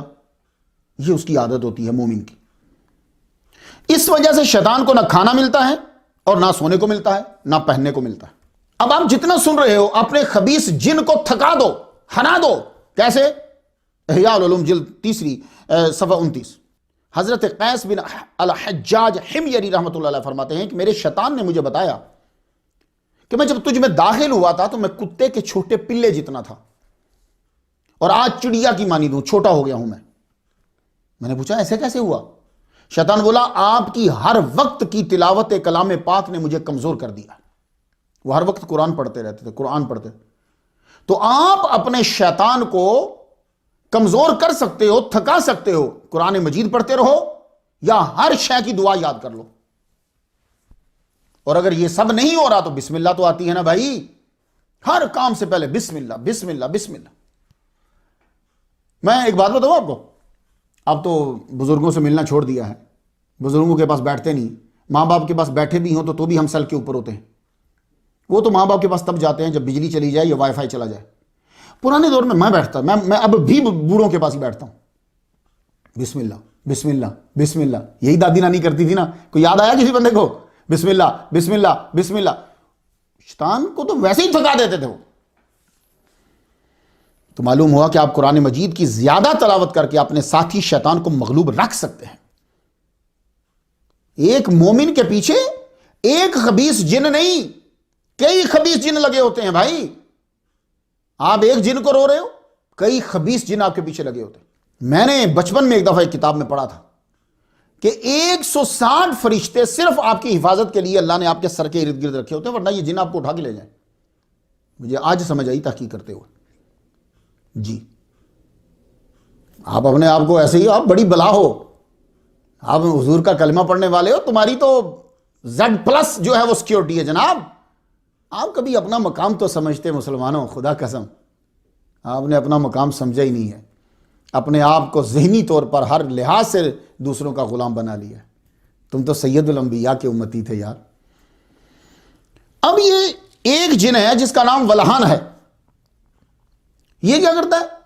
یہ جب آپ وضو کر رہے ہوتے ہیں یہ تب خباستیں کرتا ہے. پانی ضائع کروا دے گا آپ سے، ٹوٹی کھلوا دے گا اور آپ کو باتوں میں لگا دے گا، پانی ضائع ہوتا رہے گا. یہ اسی خبیث کا کام ہوتا ہے. یا کیا کرے گا؟ آپ سے وضو اتنی تیزی سے کروا دے گا کہ یہ چیزیں سوکھی رہ جائیں گی. اس کو پتا ہے کہ یہ سوکھی رہ گی تو نماز نہیں ہوگی. یا آپ سے آپ کے جو ٹخنے ہیں، ایڑیے ہیں، وہ سوکھی رکھوا دے گا. یہ وضو کے اندر مسئلے پیدا کرتا ہے. آپ نے ساکس پہنی ہوئی ہیں کپڑے کی، اس کے اوپر مسا کروا دے گا، کیونکہ چمڑے پہ مسا ہوتا ہے نا، کپڑے پہ نہیں ہوتا. تو وہ کپڑے پہ کروا دے گا. کیوں؟ اس کو پتا ہے کہ اگر اس کا وضو ٹھیک نہیں ہوگا تو نماز ٹھیک نہیں ہوگی، میں اس کا وضو کا بھٹا بٹھاؤں. تو یہ ولہان کا کام ہے، وہ آپ کے وضو کا بھٹا بٹھا دے گا. تو وضو اسی طرح کیا کرو جیسے محمد مصطفیٰ صلی اللہ علیہ وسلم نے بتلایا ہے. ایک اور خبیث جن ہے، اس کا نام خنزب ہے. یہ کیا کرتا ہے؟ اگر آپ نے وضو ٹھیک ٹھاک کر لیا ہے، اب آگے اس کی ڈیوٹی لگ گئی. آپ نماز میں کھڑے ہو گئے، یہ آپ کو رکعات کی تعداد بھلا دے گا یا قرآن بھلا دے گا. یہ کیا کرے؟ چونکہ یہ خون کی نالیوں میں داخل ہو جاتے ہیں نا، خون کے ساتھ دوڑتے ہیں، تو یہ وہاں فلٹر میں پہنچ کر کیا کرتا ہے؟ ایسی کلک کرے گا، آپ کا دھیان ادھر چلا جائے گا، آپ یا تو قرآن بھول جاؤ گے یا آپ رکعات کی تعداد بھول جاؤ گے. یہ اس خنزب کا کام ہے خبیث. یہ جو آپ کو مرگی پڑتی ہے، جو طاعون ہے اور بعض بیماریاں، ان کا سبب بھی یہ خبیث جن ہوتے ہیں. کیونکہ یہ شیطان جو ہے یجری من ابن آدم مجری الدم، یہ اندر بھی چلا جاتا ہے. امام ابو الحسن اشعری رحمۃ اللہ فرماتے ہیں کہ جن جسم میں داخل ہو کر اسے دیوانہ سا بنا دیتے ہیں. مسند امام احمد دارمی اور طبرانی میں ہے. حضرت ابن عباس سے روایت ہے، ایک عورت اپنے بیٹی کو لے کر حضور صلی اللہ علیہ وآلہ وسلم کے پاس آئی. وہ عرض کرتی، یا رسول اللہ، اسے صبح و شام دیوانگی کا دورہ پڑتا ہے، ہم سے اب برداشت نہیں ہوتا یا رسول اللہ، آپ کچھ توجہ فرمائیے. حضور صلی اللہ علیہ وآلہ وسلم نے اس کے سینے پر ہاتھ پھیرتے ہوئے کچھ پڑھا، دعا فرمائی. ایک دم اس کو کہہ آئی. کہہ جب آئی تو اس کے اندر سے ایک ایسی چیز منہ سے نکل کے بھاگی جس کی شکل جو ہے وہ کتے کے پلے جیسی تھی. حضور نے فرمایا یہ جن تھا اندر اس کے جو اس کو ڈسٹرب کر رہا تھا. تو یہ آپ کے اندر داخل ہو کر آپ کو خراب کرتے ہیں. یہ طاعون جو پھیلتا ہے یہ دشمن جن کی وجہ سے پھیلتا ہے. مسند امام احمد المصنف دلائل النبوت، حدیث سنیں آپ. فناء امتی بالطعن والطاعون فقیل یا رسول اللہ هذا الطعن قد عرفناه فما الطاعون قال وخز اعدائکم من الجن وفی کل شہداء. میرے امتی کی موت قتل سے ہو یا طاعون سے، ہر حال میں رتبہ شہادت ہے. عرض کی طعن کا مطلب قتل تو معلوم ہے، یہ طاعون کیا ہے؟ فرمایا یہ تمہارے دشمن جنات کی شدت ہے. اوے ڈاکٹر، ہر آدمی جو ہے وہ اپنی اپنی تجیح پیش کرتا ہے نا. جس طرح علاج کے طریقے جدا جدا ہیں، ایسے تجیحات بھی جدا جدا ہیں. نظر بد لگاتے ہیں یہ خبیث. ان نظرۃ سہم من سہام ابلیس مسمومۃ، یہ اس کے تیروں میں سے ایک تیر ہے۔ یہ برے خبیث جن جو ہیں انسانی شکل میں آ کر حدیثیں جھوٹی بنا کر لوگوں کو سناتے ہیں، ایسی احادیث سناتے ہیں جن سے امت مسلمہ میں انتشار ہو، لوگ حضور صلی اللہ علیہ وسلم کو اپنے برابر سمجھیں، جنہوں نے اسلام ہم تک پہنچایا ہے ان کا کردار مشکوک ہو، جس کتاب پہ ہمارا دار و مدار ہے قرآن، اس کی افاقیت اور افادیت پہ شک آئے، اس طرح تبلیغ کریں گے۔ بھائی تین ہی تو چیزیں نا آپ کی، حضور ہیں اور حضور کا پیام پہنچانے والے صحابہ ہیں اور قیامت تک آپ کے ساتھ کتاب ہے، یہ تین ہی تو چیزیں ہیں۔ تو خبیث جن کیا کرتے ہیں، وہ تینوں میں ڈاؤٹڈ، تینوں میں ان کو تینوں کو کمزور کریں گے۔ حضور کو آپ کے برابر لاؤ، صحابہ کو کردار ہی مشکوک کر دو، قرآن کو کتابی نہیں ہے صحیح۔ حضرت سفیان ثوری رحمۃ اللہ علیہ فرماتے ہیں، مجھے ایک شخص نے بتایا کہ مینا میں خبیث جن، شیطان من گھڑت احادیث لوگوں کو سنا رہا ہے اور لوگ سن کر لکھ رہے ہیں۔ یہی وجہ ہے کہ آج اگر کوئی آگے جن کہہ دے جی میں صحابی ہوں تو اس کو دیکھنے والا تابعی نہیں بنے گا۔ بلکہ میں نے تو یہاں تک مسئلہ سنا ہے کہ اگر کوئی جن آپ کو ذبیحہ کر کے دے تو آپ اس کا ذبیحہ نہیں کھائیں گے۔ اب جن جہاں آپ کی باڈی میں دخل اندازی کرتا ہے وہاں اور چیزوں میں بھی کرتا ہے۔ یہ جو ہجڑے پیدا ہوتے ہیں، خنسا جس کو عربی میں کہتے ہیں، خنسا آپ ہجڑا کہتے ہیں، یہ جن کی سبقت کی وجہ سے پیدا ہوتا ہے۔ جب خامد وظیفہ زوجیت ادا کرنے کے وقت پہلے بسم اللہ الرحمن الرحیم نہیں پڑھتا تو جن شریک ہو جاتا ہے، یا جب خامد ایام مخصوصہ میں وظیفہ زوجیت ادا کرے تو بقول ابن عباس جو بچہ پیدا ہوتا ہے وہ خنسا ہجڑا پیدا ہوتا ہے۔ تو اکثر لوگ حیران ہو جاتے ہیں یار یہ جن کے ساتھ کیسے انسان مل سکتا ہے؟ تو بھائی یہ جو آپ خواب میں آپ کے اوپر غسل واجب ہوا ہے وہ کون آیا تھا؟ وہ جن ہی تو آیا تھا۔ کبھی غور کیا آپ نے کہ آپ پہ غسل واجب ہو گیا؟ کیوں؟ وہ عورت کی شکل میں آ گیا۔ جن کی شادی نہیں ہوئی یا خامد پاس نہیں ہے، وہ کلام نہ پڑھتی ہو تو یہ خبیث اس پہ قابو پا لیتے۔ ایسا جب کبھی ہو تو پہلی بات یہ ہے کہ اکیلے کمرہ میں مت سوئیں۔ دوسرا، سورہ حشر کی آخری آیات کا تعویذ باندھیں۔ میں آخر میں بتاؤں گا آپ کو پڑھنے کے لیے کہ کیسے آپ نے بچنا ہے، لیکن ابھی بس سنتے جائیں مسائل۔ جب کبھی مرد یا عورت کو محسوس ہو کہ جن مرد یا عورت گناہ پہ اکسا رہا ہے یا رہی ہے تو آپ اسے قرآن کا وہ حکم سنائیں جو اللہ نے بتایا ہے کہ بلا نکاح تعلق کی سزا سنائیں کہ کیا ہے۔ اللہ آپ کو محفوظ فرما لے گا۔ یہ جن انبیاء کے دشمن ہوتے ہیں، جس طرح انسان انبیاء کے دشمن ہوتے ہیں نا، اس طرح یہ جن بھی نبیوں کے گستاخ، نبیوں کے دشمن، نبیوں کے قاتل۔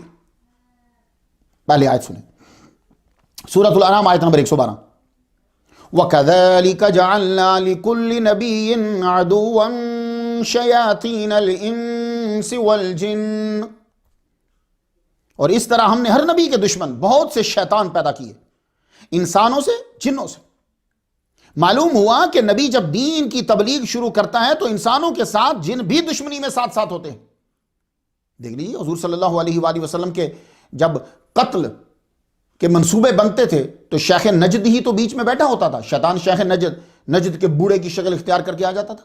خبیث ابلیس کا تو آپ کو معلوم ہے، اس نے انسانوں کے باپ آدم علیہ السلام کے آگے سر نہ جھکا کر اعلان جنگ کر دیا تھا اور رب کو کہہ کر آیا تھا۔ آپ میرا لیکچر 114 نمبر سن لیں۔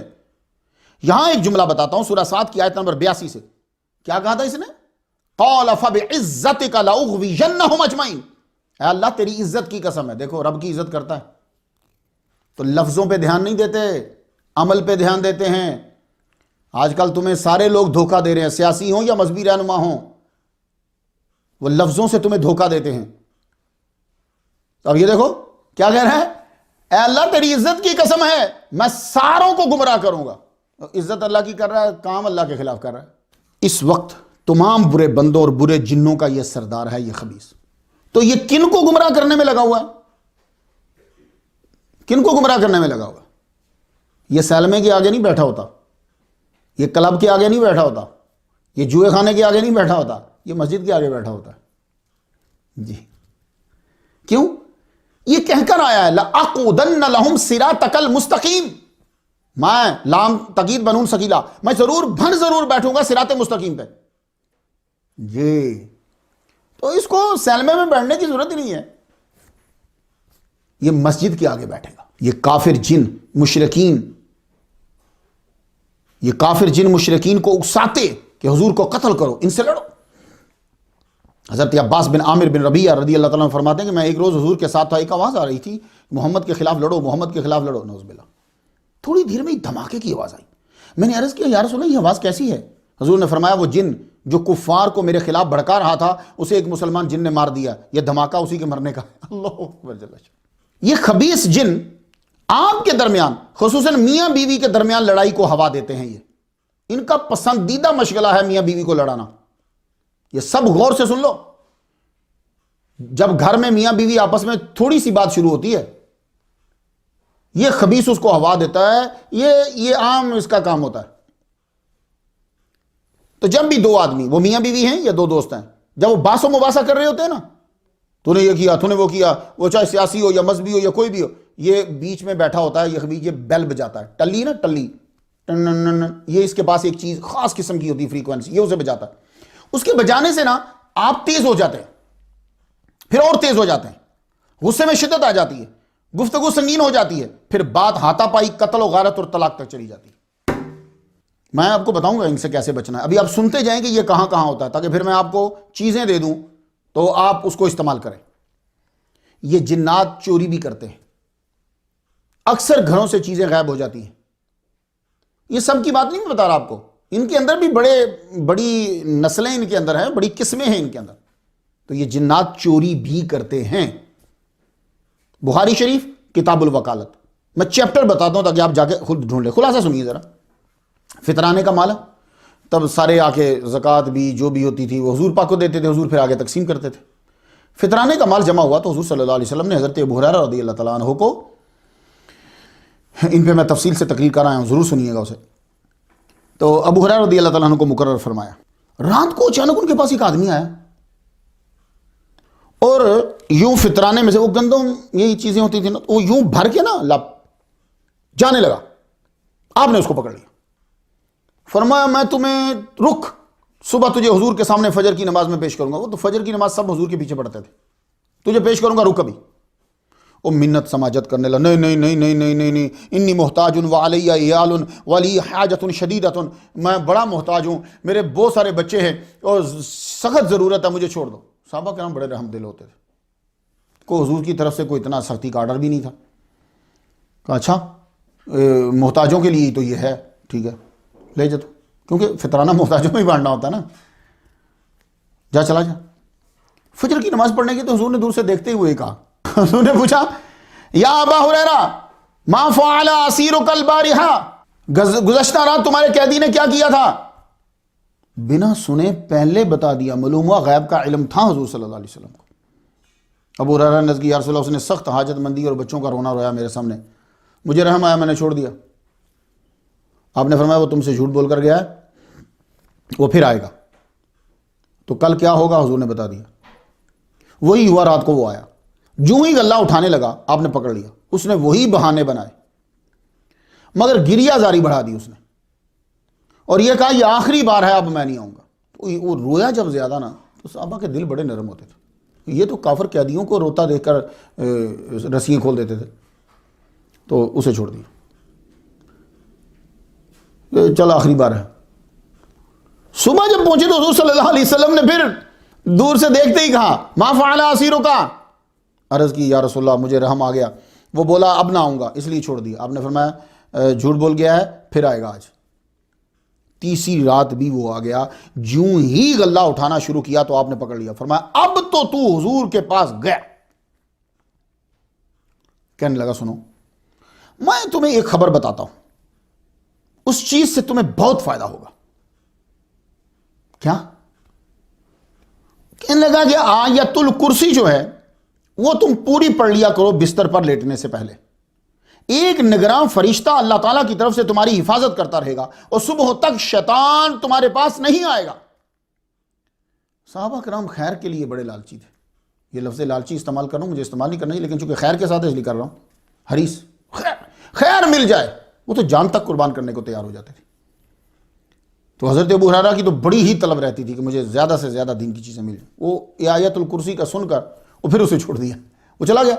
وہ آپ چھوڑتے ہوں گے تو ایک دم غائب ہو جاتا ہوگا۔ صبح حاضر ہوئے تھے حضور صلی اللہ علیہ وسلم نے پھر پوچھا تو انہوں نے ساری سٹوری سنا دی. یا رسول اللہ اس نے مجھے یہ بات بتلائی ہے کہ آیت الکرسی اگر سونے سے پہلے پڑھ لوں گا تو پھر کوئی چور نہیں آئے گا, شیطان بھی جو ہے وہ نہیں آئے گا, تم محفوظ رہو گے, فرشتہ مگر. تو آگے نبی صلی اللہ علیہ وسلم نے کیا فرمایا؟ آپ نے فرمایا اگرچہ جھوٹا تھا مگر تم سے یہ بات وہ سچ کہہ گیا. اے ابو ہریرہ تم کو معلوم ہے کہ وہ 3 راتوں تک جو تمہارے پاس آتا رہا وہ کون تھا؟ عرض کی یا رسول اللہ جانے یا اس کا رسول جانے. آپ نے فرمایا وہ جن تھا. ذاک الشیطان, وہ جن تھا. تو معلوم ہوا جن چوری کرتے ہیں. تو بعض اوقات یہ چیزیں اٹھا کر ادھر رکھ دیں گے, ادھر سے اٹھا کے ادھر, اس طرح غائب کر دیتے. یہ بھی یہ حرکتیں کرتے ہیں. تو اس کے لیے ہے صلی اللہ علیہ کا یا محمد یا رسول اللہ. یہ تو اتنا آزمایا میں نے, جس بندے کو بھی یہ دیا ہے وہ اسی جگہ پہنچ جاتا ہے جہاں چیز ہوتی ہے. اور بعض اوقات تو ایسی جگہ پہنچ جاتا ہے کہ اس کے تصور میں بھی نہیں ہوتا کہ یہ چیز میں نے یہاں رکھی تھی. صلی اللہ علیہ کا یا محمد یا رسول اللہ. بس جب آپ کی چیز گم ہو جائے, میری سسٹر کے ایک دفعہ زیور ہی گم ہو گیا, 3 دن سے نہیں مل رہا. میں نے کہا تم یہ پڑھو صلی اللہ علیہ کا یا محمد یا رسول اللہ. وہ ڈھونڈتی فریج کے اوپر پڑا ہوا, ریفریجریٹر کے اوپر پڑا ہوا. اب ریفریجریٹر کے اوپر کون رکھے گا زیور بھائی؟ تو یہ ادھر ادھر کی چیز ادھر ادھر کر, لیکن یہ چیز لکھ لیجئے. ایسی ایسی چیزیں واپس آئی ہیں, میں خود حیران رہ گیا زندگی کے. اب میں اور کچھ چیزیں بتاتا ہوں کہ جن کیا کیا کرتے ہیں. سورہ صاد کی آیت نمبر 37 پڑھیں. وَالشَّيَاطِينَ كُلَّ بَنَّاءٍ وَغَوَّاصٍ. یہ بڑی بڑی عمارات بھی بنا سکتے ہیں جی, سمندروں میں غوطے لگا کر چیزیں نکال سکتے, کوئی نکلوانے والا ہو جی. سورہ سبا کی آیت نمبر 13 سے پڑھنے تو آپ کو معلوم ہوگا. يَعْمَلُونَ لَهُ مَا يَشَاءُ مِن مَحَارِيبَ وَتَمَاثِيلَ وَجِفَانٍ كَالْجَوَابِ وَقُدُورِ الرَّاسِيَاتِ. جو کچھ سلیمان علیہ السلام چاہتے وہ جنات تیار کر دیتے. قلو, قلعے, بڑی بڑی عمارات, شیشہ گری کا کام, مینا کاری, حوضوں کے برابر لگن, برتن, تشت, پراتیں, ٹب, شمعدان, بڑی بڑی دیگیں بنا دیتے. تو یہ جن یہ سارے کام کرتے ہیں جو لوگ آپ کام کرتے ہیں, لیکن ان کے گروپ ہوتے ہیں. تب یہ انسانی شکل میں آئیں گے,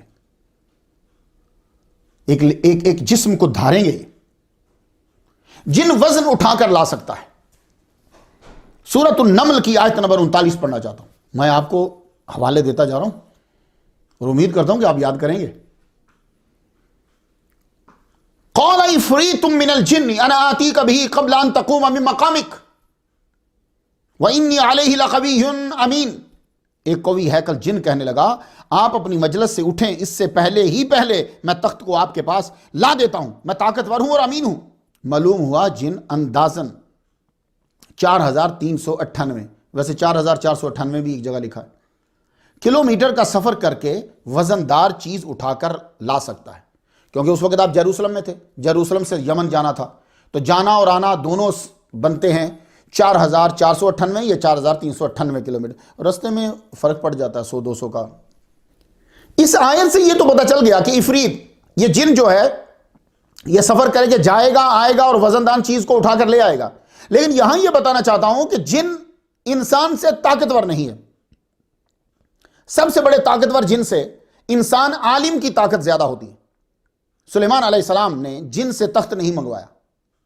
سن لیجئے غور, ہم سارے لوگ اللہ دین کا چراغ مل جائے, اسی میں سے جن نکل آئے, ہمارے سارے کام کر دیں. سلیمان علیہ السلام نے سب سے بڑے جن سے کام کروایا ہی نہیں. آپ نے فرمایا نیچے بیٹھ, تیری سپیڈ ہی نہیں ٹھیک. یار 4498 کلومیٹر کا سفر وہ اٹھ کر بیٹھنے سے پہلے یا صبح سے دوپہر تک 4-5 گھنٹوں میں طے کرنا بڑی بات ہے یار, وہ سپیڈ ہے. فرمان نیچے بیٹھ, مجھے فینس چاہیے.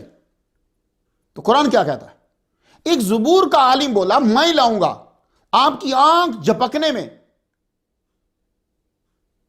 آپ بتاؤ جنوں کو قابو کرنے والوں, اب بتاؤ جنوں کو, جو لوگ جی میں جن قابو کر لوں, میں جن قابو کر لوں, لو بتاؤ مجھے, میں قرآن پڑھ رہا ہوں.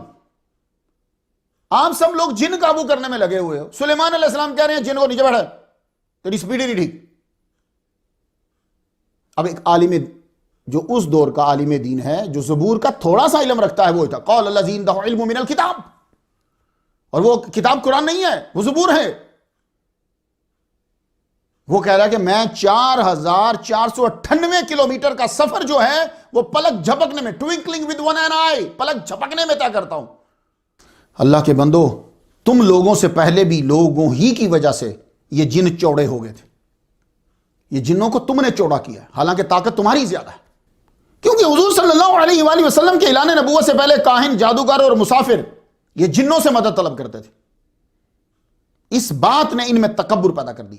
سناؤں آیت سورۃ الجن سے، آیت نمبر 6 ذرا سنیے۔ جنوں نے جا کر یمنی جنوں سے کیا کہا تھا؟ وَأَنَّهُ كَانَ رِجَالٌ مِّنَ الْإِنسِ يَعُوذُونَ بِرِجَالٍ مِّنَ الْجِنِّ فَزَادُوهُمْ رَهَقًا۔ بات یہ ہے کہ چند انسان بعض جنات سے پناہ طلب کرتے تھے، مدد مانگتے تھے، جس سے جنات اپنی سرکشی میں اور بڑھ گئے۔ دیکھا کہ آپ نے جب جنات سے پناہ طلب کی، جنات سے مدد مانگی، ان کا تکبر بڑھ گیا۔ تو جنوں کو سر پہ تم لوگوں نے چڑھا رکھا ہے، یہ جو جنوں کو قابو کرنے میں لگے ہوئے۔ تو سب لوگ آج غور سے سن لو، یہ جن تم سے زیادہ طاقتور نہیں ہیں، تم ان سے زیادہ طاقتور ہو، لیکن کب؟ جب تم اللہ اور اس کے رسول کے سامنے عاجز و کمزور ہو جاؤ تو، یعنی تابع فرمان ہو جاؤ، ورنہ تو تمہیں ایک عام کیڑا بھی مر جائے گا۔ اب یہ ہے کہ جنات زیادہ تر کس شکل میں ہوتے ہیں، یہ آگئی بات پھر بڑی اہم۔ ویسے اصول یاد رکھیے کیا ہے؟ اصول یہ ہے کہ جسم ناری یتشکل باشکال مختلفہ، یہ ڈیفینیشن ہے جن کی، کہ جن ایک ایسا ناری جسم ہے کہ جو مختلف اشکال میں ڈھل سکتا ہے، کوئی بھی شکل اختیار کر سکتا ہے، اور یہ ہر قسم کی شکل اڈاپٹ کر سکتا ہے۔ یہ جب دجال آئے گا نا، تو وہ جو مردے زندہ کرے گا نا، آپ کی امی زندہ کر دی، آپ کا ابا زندہ کر دیا، وہ شیطان ہی اس شکل کو اپنا کر آپ کے سامنے کھڑے ہو جائیں گے، وہ آپ کے ماں باپ زندہ نہیں ہوں گے، تو جن اس کی ہیلپ کریں گے۔ ایک ہستی ہے جن کی یہ شکل اختیار نہیں کر سکتا، وہ کون ہے؟ محمد مصطفیٰ صلی اللہ علیہ وسلم۔ تو فَإِنَّ الشَّيْطَانَ لَا يَتَمَثَّلُ بِي، حضور نے اعلان فرما دیا شیطان میری مثل نہیں بن سکتا۔ اب ان کی کیا اقسام ہوتی ہیں؟ اب ان کی کچھ مختلف شکلیں ہوتی ہیں۔ ایک قسم تو ایسی ہے کہ جو حشرات الارض کی شکل میں ہوتے ہیں، یہ جن جیسے سانپ، بچھو، کیڑے مکوڑے، ان کی شکل میں بھی ہوتے ہیں۔ درندے کی شکل میں بھی یہ آ جاتے ہیں، خاص طور پر کالے کتے کی شکل میں آتے ہیں۔ مسلم شریف کتاب الصلاۃ، حضور صلی اللہ علیہ وسلم نے فرمایا الکلب الاسود شیطان، کالا کتا شیطان ہے، جن ہے۔ تیسری قسم جو ہے وہ ان کی یہ ہے، ہوا کی طرح یہ ہوتے ہیں، ہوا کی طرح۔ اب کچھ آپ کے علم میں اضافہ ہو، مکمل نہیں میں کہہ رہا، کچھ تو مسلمان جنوں کے اعمال کیا ہوتے ہیں؟ مشرک جنوں کا بارے میں نے آپ کو بتایا، اب مسلمان جن، جو مسلمان جنوں کے اعمال آپ سن لیجیے۔ مسلمان جن نماز ادا کرنے مساجد میں آتے ہیں، یہ قرآن حفظ کرتے ہیں۔ ہم نے اپنے استاد فخر القرآن قاری عبد المجید اجمل، صدر مدرس جامعہ نعیمیہ گڑھی شولہور رحمۃ اللہ علیہ، ان سے بڑے واقعات سنے۔ جن مدارس میں قرآن حفظ کرنے آیا کرتے تھے، تاریخ جرجان میں ہے، ویسے اس کو کتاب و معرفت علماء اہل جرجان کہا جاتا ہے، یہ اس کا مکمل نام ہے۔ حضرت جابر رضی اللہ تعالیٰ عنہ سے روایت ہے کہ ہم حضور صلی اللہ علیہ وسلم کے ساتھ جا رہے تھے، ایک بہت بڑا اژدہا آیا، اس نے اپنا سر حضور صلی اللہ علیہ وسلم کے کان مبارک پر رکھا، چونکہ حضور مطمئن تھے، ہم بھی پیچھے کھڑے ہو گئے، حضور نے کوئی اشارہ نہیں کیا، وہ یوں رکھ کے اژدہا جو ہے وہ باتیں کرتا رہا، پھر حضور صلی اللہ علیہ وآلہ وسلم نے اس کے کان میں کافی دیر تک، یعنی مطلب کہ اس کی طرف منہ کر کے کافی دیر تک کچھ پڑھتے رہے، وہ چلا گیا۔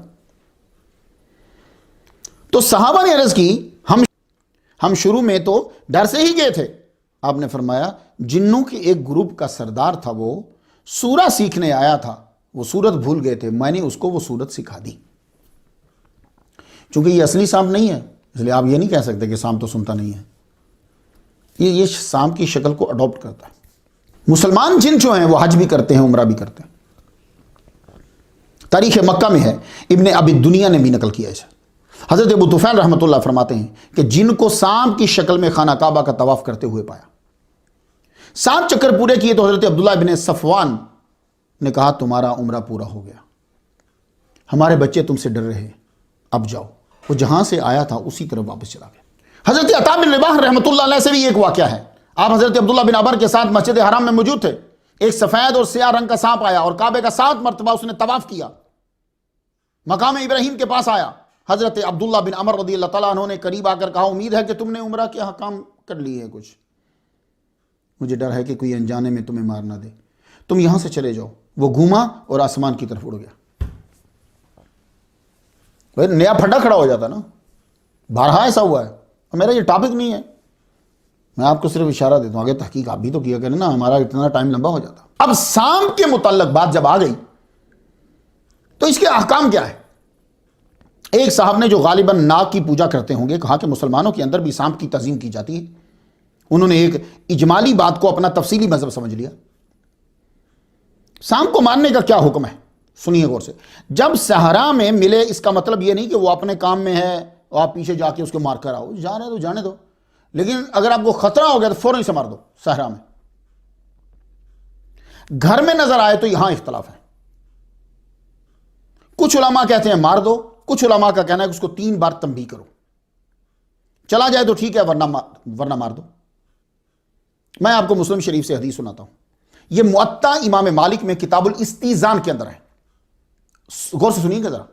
انا بالمدینۃ جنن قد اسلموا، تو حضور نے فرمایا کہ آج کل مدینہ میں جن ہیں جنہوں نے اسلام قبول کیا ہے، تو جب تم ان میں سے کسی شے کو دیکھو تو اسے ڈراؤ۔ یہ میں اب خلاصہ ترجمے میں اکثر خلاصہ کر دیتا ہوں جو میں نے کافی جگہوں سے پڑھا ہوتا ہے۔ تم اسے ڈراؤ کا مطلب کیا ہے؟ یعنی اسے یہ کہو کہ تم نے عہد کیا نوح علیہ السلام سے، تم نے عہد کیا سلیمان علیہ السلام سے کہ ہمیں نقصان نہیں پہنچاؤ گے تم، تو چلے جاؤ۔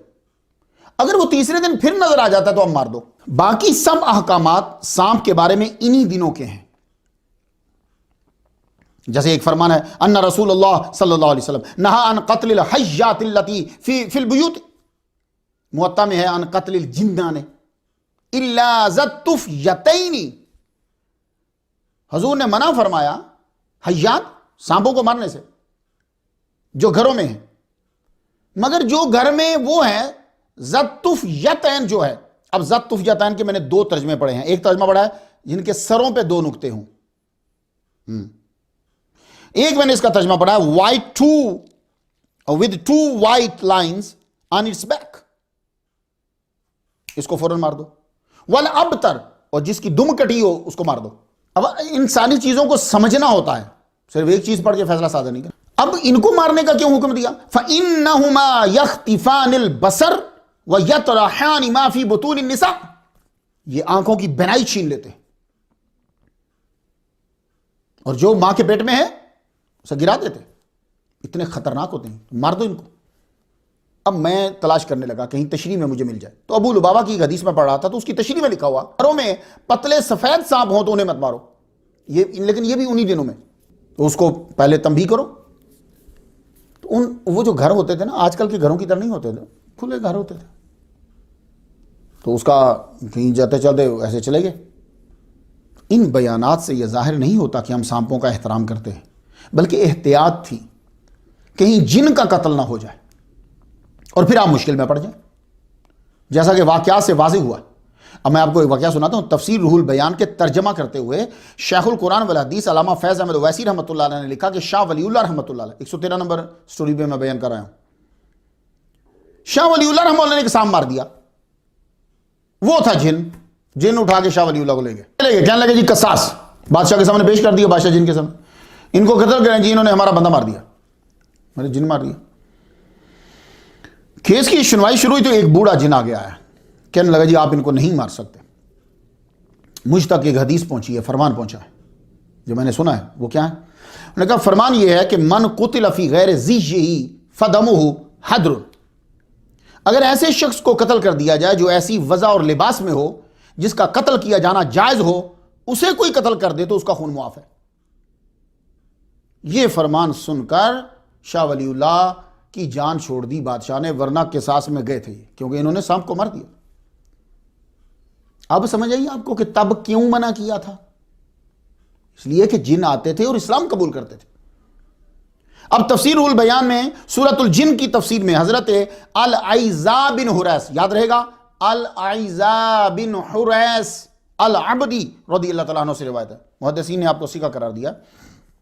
آپ نے فرمایا کہ ابن مسعود رضی اللہ تعالیٰ عنہما، یہ ان کے ایک صاحب جو ہیں، انہوں نے قصہ سنایا کہ ہم جا رہے تھے تو راہ میں ایک تڑپتا ہوا سانپ ملا ہمیں، وہ دیکھتے دیکھتے وہ مر گیا۔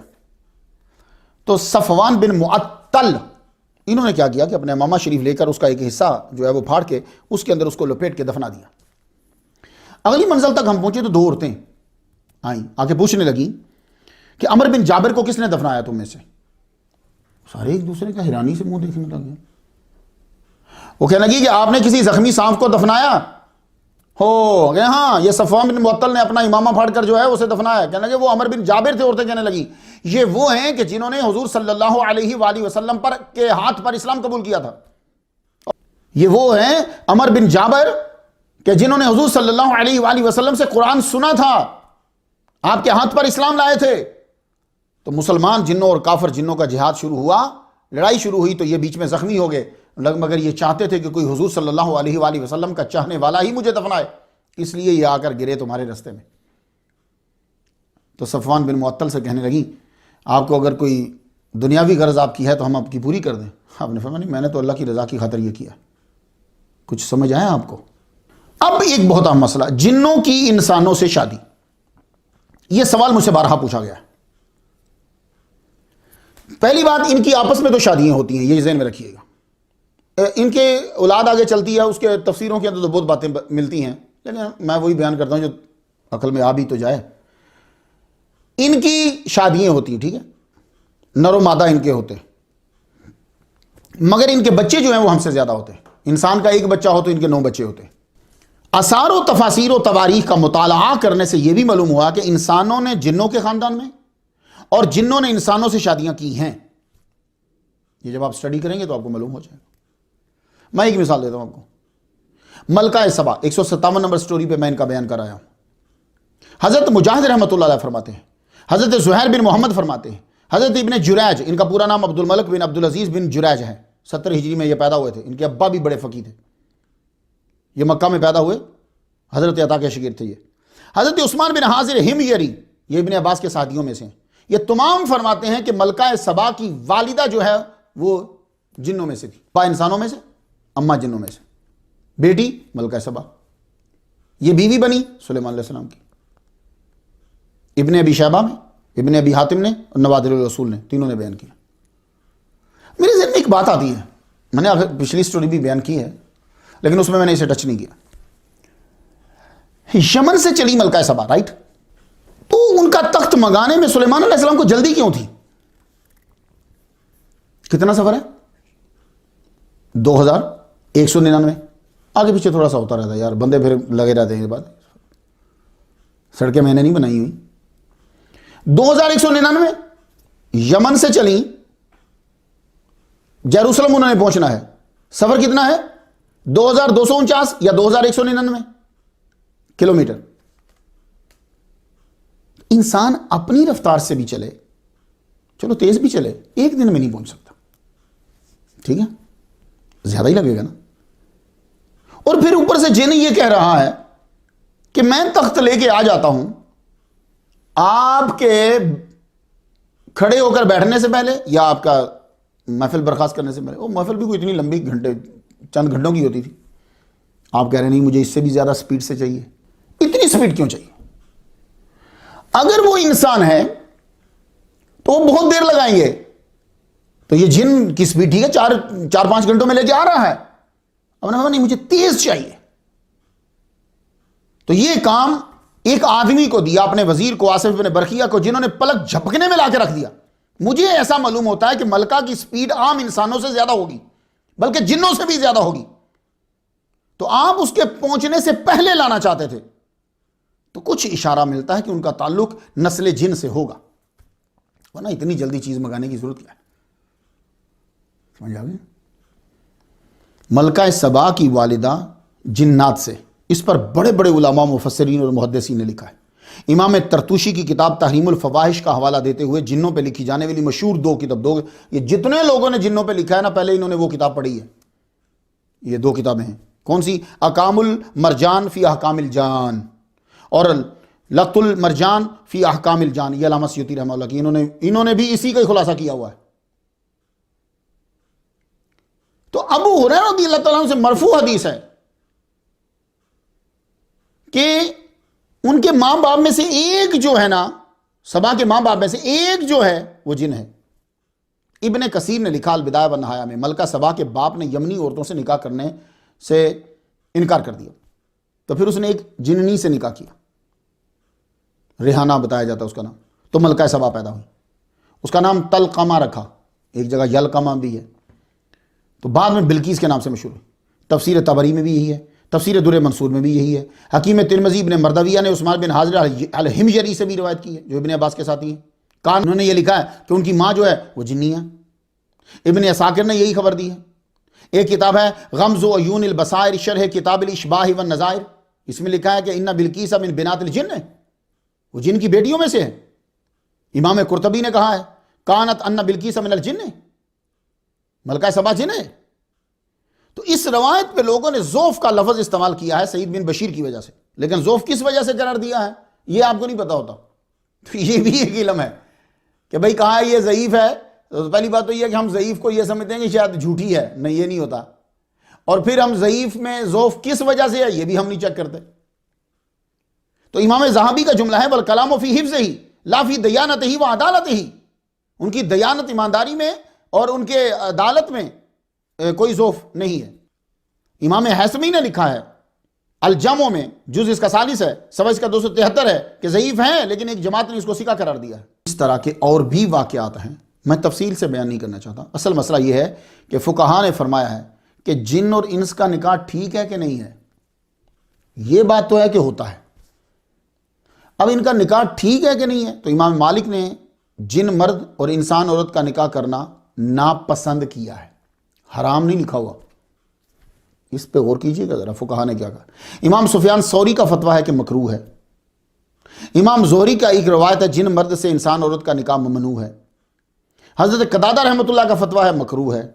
حضرت حسن بصری رحمۃ اللہ کا فتویٰ ہے مکروہ ہے. تو یہ مختصراً آپ کو بتا دوں، شادی ہم مذہب، ہم مسلک، ہم قوم، ہم مرتبہ یعنی کف میں ہی ہو تو سکون کے چانسز زیادہ ہوتے ہیں.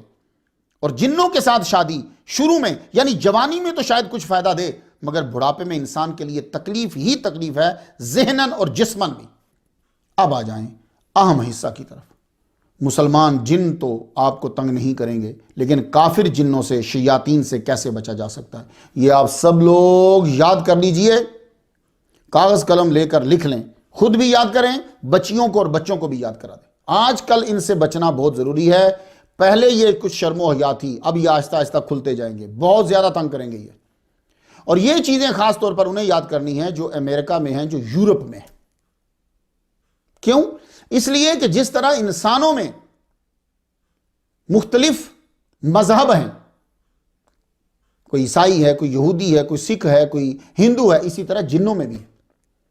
پھر جس طرح انسانوں میں آگے مسلمانوں میں فرقے ہیں، اسی طرح جنوں میں بھی فرقے ہیں. وہاں بھی دیوبندی، شیعہ، سنی، اس طرح جن بھی ہیں. تو اب آپ کو برے جنوں سے بچنا ہے تو میں آپ کو ٹیبلٹ میڈیسن اب دینے لگا ہوں. اب آپ لکھتے جائیے، ساری استعمال کیجئے یا ان میں سے ایک ایک استعمال کر لیجئے. سب سے پہلا میڈیسن، پہلی تعوذ، اعوذ باللہ من الشیطان الرجیم، 10 مرتبہ صبح اور 10 مرتبہ سورج ڈوبنے کے بعد. وَإِمَّا يَنزَغَنَّكَ مِنَ الشَّيْطَانِ نَزْغٌ فَاسْتَعِذْ بِاللَّهِ إِنَّهُ هُوَ السَّمِيعُ الْعَلِيمُ. اگر تم کو شیطان کی شرارت پریشان کرے تو اللہ کے ساتھ پناہ طلب کرو، بے شک وہی سننے والا اور جاننے والا ہے. ٹھیک ہے؟ اعوذ باللہ من الشیطان الرجیم. اس کے اعوذ نہیں کہنا، اعوذ باللہ. بات سمجھ میں آ رہی ہے؟ تو صحیح بھی پڑھنا ہے. آیت الکرسی دوسری میڈیسن. جہاں سوتے ہیں وہاں ایک تو لکھی ہوئی آیت الکرسی سب سے پہلے لٹکا لیں. یہ یورپ والے جتنے، امریکہ والے جتنے، سب سے پہلے فور امیڈیٹلی جہاں آپ سوتے ہیں آپ کے سر کے اوپر، ٹانگ سر کے اوپر آیت الکرسی لی. اس لکھی ہوئی سے بھی ان کو تکلیف ہوتی ہے بڑی، وہ سب سے پہلے وہ لٹکائیں. دوسرا، سونے سے پہلے ایک مرتبہ بلند آواز سے آیت الکرسی ضرور پڑھیں. صبح تک ایک فرشتہ کھڑا رہے گا. لو، زیڈ سیکیورٹی، بالکل بیڈ کے پاس اور یہ یاد رکھیے گا، یہ فرشتے شریعت کے پردے کو کراس نہیں کرتے. ہاں یہ آپ سمجھ گئے ہوں گے میں کیا کہہ رہا ہوں. تو یہ آپ کو جن کی شرارتوں سے بچائے گا. تیسری گولی لیجیے، تیسرا علاج، سورہ بقرہ کی تلاوت. آپ جب بھی نیا گھر لیں یا پرانے کسی گھر میں شفٹ ہوں تو ایک مرتبہ سورۃ البقرہ کی تلاوت، پانی کی باٹل آپ نے سامنے رکھ لینی ہے اور خود پڑھا کرو. آپ دوسروں کو بلا لیتے ہو یا ٹیپ ریکارڈر چلا دیتے ہو، ایسا مت کیا کرو، اثر کم ہو جاتا ہے. خود پڑھو. کتنے دن لگ جائیں گے؟ 10 دن لگنے دو، گھر تو بچ جائے گا نا جنوں سے. سامنے پانی رکھ لو، سورۃ البقرہ شروع کر دو. ترمذی شریف میں لکھا ہے، آپ سنتے جانا، لا تجعلوا بیوتکم مقابر وان البیت الذی تقرأ فیہ البقرہ. اپنے گھروں کو قبرستان نہ بناؤ. وہ گھر کے جس کے اندر سورۃ البقرہ پڑھی جاتی ہے شیطان اس میں داخل نہیں ہوتا. اور وہ جو پانی سامنے رکھا ہوا تھا، اب اس کو آپ کیا کرنا ہے کہ وہ جو سپرے والی باٹل ہوتی ہے نا اس کے اندر ڈال لیں. تو یوں ہر کونے میں، خاص طور پہ جہاں آپ نے سونا ہے ہر کونے میں تھوڑا تھوڑا سا چھڑک دیں. یا جو دروازے ہیں. اب ایک اور میڈیسن لیجئے جنوں سے بچنے کے لیے، کلمہ شریف. بخاری، مسلم، ترمذی، ابن ماجہ، مسند امام احمد، کنز العمال کتابیں سنی. حضور صلی اللہ علیہ وسلم نے فرمایا من قال لا الہ الا اللہ وحدہ لا شریک لہ لہ الملک ولہ الحمد وہو علی کل شیء قدیر. 100 مرتبہ جو پڑھے گا شام کو تو صبح تک، صبح کو پڑھے گا تو شام تک، شیطان سے محفوظ. اب میں یہ آپ کو چیزیں بتا رہا ہوں جن لوگوں کو یہ ہے اور جو بچنا چاہتے ہیں اور آئندہ یہ اور آزاد ہوں گے اور تنگ کریں گے آپ کو. تو یہ ساری میڈیسنز، ساری ٹیبلٹس آپ کے پاس ہونی چاہیے. معوذتین کے ذریعے سے بچاؤ کیسے کر سکتے ہیں؟ حضرت ابو سعید خدری رضی اللہ تعالیٰ عنہ فرماتے ہیں کہ حضور صلی اللہ علیہ وآلہ وسلم جنات اور انسانوں کی نظر بد سے محفوظ رہنے کے لیے اللہ کی پناہ مانگتے. اعوذ باللہ من الشیطان الرجیم پڑھتے ہوں گے آپ یا اور جو کلام ہوگا. لیکن جب معوذتین کسے کہتے ہیں؟ قل اعوذ برب الفلق، قل اعوذ برب الناس، یہ دونوں صورتیں معوذتین کہتے ہیں اسے. یہ جب نازل ہوئی تو پھر آپ یہی پڑھتے تھے. تو نظر بد شیطان کا تیر ہے اور جن وہ بھی. تو دونوں سے بچنے کے لیے اب اس کا پڑھنے کا طریقہ میں آپ کو بتا دوں، کیونکہ ٹیبلٹ کا استعمال بھی ہوتا ہے نا، فوڈ سے پہلے، فوڈ کے بعد، پانی کے ساتھ، دودھ کے ساتھ، تو طریقہ بھی ہوتا ہے چیز کا. اب طریقہ سن لیجئے. جب آپ اپنے بستر پر چلے گئے، یہ تو سب لوگ عادت بنا لو کہ بغیر وضو کے تو سونا ہی نہیں چاہیے. دانت تو صاف کرتے ہی ہیں آپ لوگ، تو وضو بھی کر لیجئے، نیند بڑی خوبصورت آئے گی. اب آپ نے جب یوں بیٹھے آپ نے دونوں سورہ پڑھنی. قل اعوذ برب الفلق من شر ما خلق ومن شر غاسق اذا وقب ومن شر النفاثات في العقد ومن شر حاسد اذا حسد. بسم اللہ الرحمن الرحیم. قل اعوذ برب الناس ملک الناس الہ الناس من شر الوسواس الخناس الذی یوسوس فی صدور الناس من الجنۃ والناس. پھونک مار دی. یہ دیکھیں یہاں سے لے کے ہاتھ آپ کا چلے گا پاؤں تک آپ کا ہاتھ، اس کے بعد آپ آرام سے سو جائیں. تو اب شیطان آپ کو تنگ نہیں کرے گا، جن آپ کو تنگ نہیں کرے گا. یہ 12 کپڑے بھی اوپر سے یوں کپڑا اتار دیتا. کچھ تونگڑے ہوتے نا بلا وجہ شرارتیں کرتے تھے، پنگے لیتے رہتے. سورۃ الحشر کی آخری 3 آیات سے علاج. جو شخص پہلے 3 مرتبہ پڑھے اعوذ باللہ من الشیطان الرجیم، اعوذ باللہ من الشیطان الرجیم، اعوذ باللہ من الشیطان الرجیم، 3 بار ہو گیا. اب آگے آپ نے سورۃ الحشر کی 3 آیات آخری پڑھنی. کہاں سے شروع ہوتی ہیں؟ واللہ الذی لا الہ الا ہو عالم الغیب والشہادہ والرحمن الرحیم.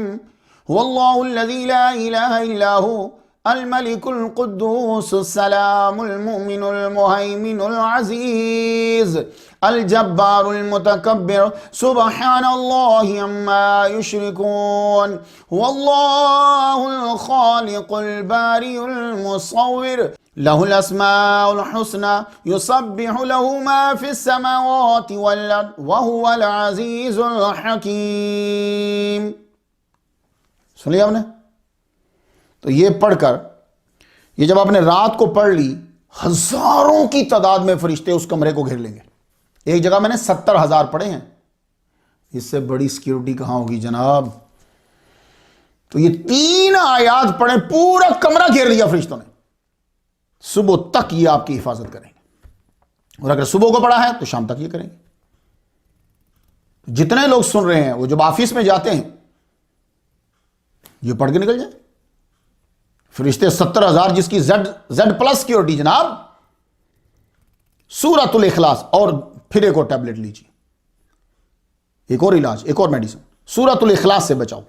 حضرت علی فرماتے ہیں جو کوئی صبح کی نماز پڑھنے کے بعد وہیں بیٹھا رہے، بات کسی سے نہیں کی، فوراً 10 مرتبہ پڑھے قل هو اللہ احد اللہ الصمد لم یلد ولم یولد ولم یکن له کفوا احد، 10 مرتبہ، اللہ اس کی دنیاوی تکالیف اور شیاطین سے حفاظت فرمائے گا۔ جناب آپ کے پاس تو اتنی چیزیں ہیں، آپ پتہ نہیں کیوں رو رہے ہیں۔ زبردست علاج دے دیے، تو اب آپ نے بچوں کو یہ یاد کرا دینی ہے، اور دجال جو شیاطین کا سردار ہوگا اس سے بچنے کے لیے آپ اپنے بچوں کو سورۃ الکہف کی پہلی 10 آیات زبانی یاد کروا دیں۔ میں نے تو اپنے مدرسے میں بھی شروع کروا دی ہے، گھر بھی بول دیا، اسے پڑھی خود بھی میں پڑھ رہا ہوں۔ وہ جو شیطانوں کا سردار، سارے شیطان اس کی پیروی کریں گے، ابلیس بھی اس کے ساتھ ہوگا، تو وہ 10 آیات ہوا۔ مسلمانوں اور کیا چاہیے یار آپ کو؟ اللہ نے آپ کو سب کچھ دے دیا، پھر بھاگتے ہو فراڈیے دھوکے بازوں کے پیچھے۔ باوضو رہو، نماز پڑھو، سمجھ آ گئی آپ کو، اور یہ قرآن پڑھو۔ جن آپ سے طاقتور نہیں ہیں، جنوں کو قابو کرنے کے بجائے اتنا ٹائم خود کو خدا تعالیٰ کے سامنے جھکانے میں لگا دو، یہ ساری چیزیں تمہارے انڈر ہیں۔ تو یہ مسلمان جن جو ہیں، جب کوئی بڑا عالم دین، بڑا صوفی، ولی کامل جب دنیا سے جاتا ہے تو یہ روتے ہیں۔ مولا علی شیر خدا کی وفات پہ یہ روئے تھے، امام حسین رضی اللہ تعالیٰ عنہ کی شہادت پہ یہ روئے تھے۔ احکام المرجان فی احکام الجان صفحہ 190 پہ لکھا ہوا، عربی میں یہ کتاب ہے۔ حضرت امام اعظم ابو حنیفہ رحمہ اللہ کی وفات پہ جن روئے ہیں۔ تو مسلمانوں، جس طرح آپ کا حساب ہے ویسے ہی جنوں کا حساب ہے، کچھ اچھے ہیں کچھ برے ہیں۔ اللہ تعالیٰ ہمیں برے جنوں سے محفوظ فرمائے اور برے انسانوں سے بھی محفوظ فرمائے۔ الفاتحہ۔ اور یہ فاتحہ ان جنوں کے لیے ہے